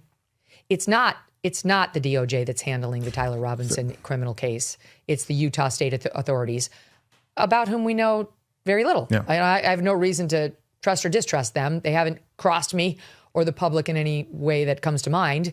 So I'm open-minded on how they'll do. Yeah, fair enough. I was more just getting at, like Kash Patel coming out and saying that we recreated the letter that we found from him. Is just, I think, like, I'm in the camp with the American people where it's just like, I don't trust a word you say. That's where I'm at with this Justice Department. So fair point there. But I think that, like, look, even with, say, like, to your point with the Epstein thing, I know I was there. We didn't see each other. I think I was there the day after you, but at the Student Action Summit at Charlie Kirk's last huge event before the one where he was killed, where you said, like, someone was like, hey, if you had to guess, who would you say? And you went, well, Israel intelligence does seem to be the most So, okay, everyone wants to jump on you for speculating about that, even though you were acknowledging that you're speculating. We don't know for sure. So, okay, fine. So what was the relationship between Ehud Barak and Jeffrey Epstein then? What's your explanation for it, alternative people who are outraged? Honestly, why is it that I just learned? Sorry, go ahead. I was just going to say, maybe we should ask Benjamin Netanyahu, who is now tweeting out articles saying Ehud Barak and Jeffrey Epstein were sharing intelligence, that there was an intelligence sharing arrangement between them. So it's like, that's according to Netanyahu. Yeah. But I was called an anti-Semite, as I know you have been countless times, for saying, might have been Israel. Could have been Israel. And honestly, like, what happened with you at that Student Action Summit? You debated Josh Hammer. You were there having a debate with a Zionist, with a big Israel defender. Like, that's what was happening. But of course, yes, that was evidence that you're not allowed to discuss. You can't have a debate. You can only have the one side, and you can't ever say that Epstein might have been Israeli intelligence, might have been American intelligence. This is an asset of some sort, because that's also anti-Semitic, allegedly. And again, it's back to the same point. Like, how many times have I caught you guys lying? Benjamin Netanyahu has been lying to me for my entire life, telling me that Iran is 5 years away from a nuclear weapon, trying to get my country into a war with Iran, which he kind of succeeded in this last year, at least a little one. It's like, I don't know. You guaranteed, when you testified before Congress in 2002, your exact words were, I guarantee if you overthrow Saddam Hussein, positive reverberations will sweep the region. Like, you lie / get everything wrong and then expect me to rely on your word. And, for whatever, like, I know there's the spat between Erica Kirk and Candace Owens right now. And however anyone feels about any of that, like, I was friends with Charlie. This is his widow. I'm friends with Candace Owens. It's kind of an awkward situation to be in. But one thing that you cannot take away from Candace Owens is that what she did expose is that Josh Hammer and Bill Ackman and Benjamin Netanyahu lied through their teeth about Charlie Kirk in the immediate wake of his murder during an active murder investigation, which, like, okay, you want to take any responsibility for why people might not believe, you know what I mean? Like, what is that going to lead to? I mean, Josh Hammer, I just thought this was, like, unbelievable. Are you talking about the attempted intervention that they did with Charlie? Well, what exactly happened in the Hamptons, or what exactly the intervention was? Like, I don't know that that's exactly been proven, but I do know. Look, I met Josh Hammer. I debated him twice. I debated him at Princeton University once, and then there. And I did think he was a real snake when we had like a totally nice conversation backstage. Charlie had insisted over and over that this be like a good faith debate. Me and Josh talked for like a half hour backstage about like family and kids and all this stuff. And then he gets out there in his opening statement and he goes, I'm disgusted to be on this stage with Dave Smith right now. And I was like, whoa. I'm not surprised. Dude, like, I'm not surprised. Can I tell you, I had Josh Hammer on this show repeatedly, many times. And I'm pro-Israel. Like, right. I've been defensive of Israel, not exactly Israel, but like of its right to defend itself. I haven't really been zeroing in on their tactics and all the news over the past 2 years. It's just not what our show does. But in general, supportive of Israel and definitely defensive of American Jews subjected to anti-Semitism. And I had him on the show numerous times where we talked about those issues. I promoted his very crappy podcast for him many times. And then after literally I said nothing anti-Semitic, even arguably anti-Semitic, he was one of the first out there attacking me. Yeah. Like, what the fuck? Well, I just yes, to me, I agree. A but snake. So to me, that's snake behavior. Like if I was going to go on stage and say I'm disgusted to be on here with you, I guarantee you I'd have that energy in the green room with you too. To me, like just as a man, that's just how you conduct yourself. But my point is, so initially, Candace made the accusation that Jewish donors were pulling money from Charlie Kirk over platforming Tucker and you and me, and that Charlie was so mad that he was getting ready to turn on Israel. And Josh Hammer and Bill Ackman, they all came out, they said that is an anti-Semitic lie. And then the text message dropped. Like, I'm sorry, but you just, it's true. And by the way, Josh Hammer, in every interview while he was saying that, just kept saying how much Charlie Kirk loved his book. It's like the weirdest thing to say about your friend right after they died. Like imagine, if, like that was my, Charlie always told me how great my podcast was and you really got to listen to it. And you can check it out at Settle for More on Amazon.com. Yeah, like, I mean, and then Benjamin Netanyahu decides to read from this letter and quote only like 3 sentences where Charlie's talking about how much he loves Israel. And he omits that the entire letter was Charlie going, we're getting killed out here. I don't have counter arguments to what this Hasbara stuff isn't working anymore. We're losing the entire young generation. Like what a lie of omission that is. And so I just like, I'm kind of just disgusted by all of that. I can't imagine like a friend of yours who like just got publicly executed in the most horrific way. It's the the highest profile political assassination of our lifetime during an active murder investigation. You're just out there lying about this. I was like blown away by that. It's awful. I mean, I said this yesterday. I'll say it again today. I do have thoughts on what's happening now between Candace and Erica, and I will be sharing them very soon. And I have a very good reason for not sharing them yet, which will become very apparent to everybody when I do. But putting a pin in that for my audience and me. Okay, let's keep going. Well, you got me interested now. No, I'm good. I need to exercise patience. There's a tease. Ever read the label on a typical bag of chips? It's often a science experiment of seed oils, MSG, artificial dyes, and mystery ingredients. Masa is part of the growing movement to bring back real food. Masa chips contain just 3 ingredients: organic corn, sea salt, and 100% grass-fed beef tallow. Not only do these chips avoid the bad stuff, they also taste delicious too. Snacking on Masa chips is nothing like eating regular chips. With Masa, you feel satisfied, light, and energetic with no crash and no bloat. And if you love Masa, then you will love Vandy Crisps. Vandy, which is Masa's sister company, makes the most delicious 3-ingredient potato chips too. Ready to give Masa or Vandy a try? Use code MK for 25% off your first order at masachips.com or vandycrisps.com, or simply click the link in the video description or scan the QR code to claim this delicious offer. Don't feel like ordering online? Masa and Vandy are now available nationwide at your local Sprouts supermarket. Stop by and pick a couple of bags up before they're all gone. Thanks so much for watching. If you like what you just saw, hit the subscribe button for more clips and full episodes.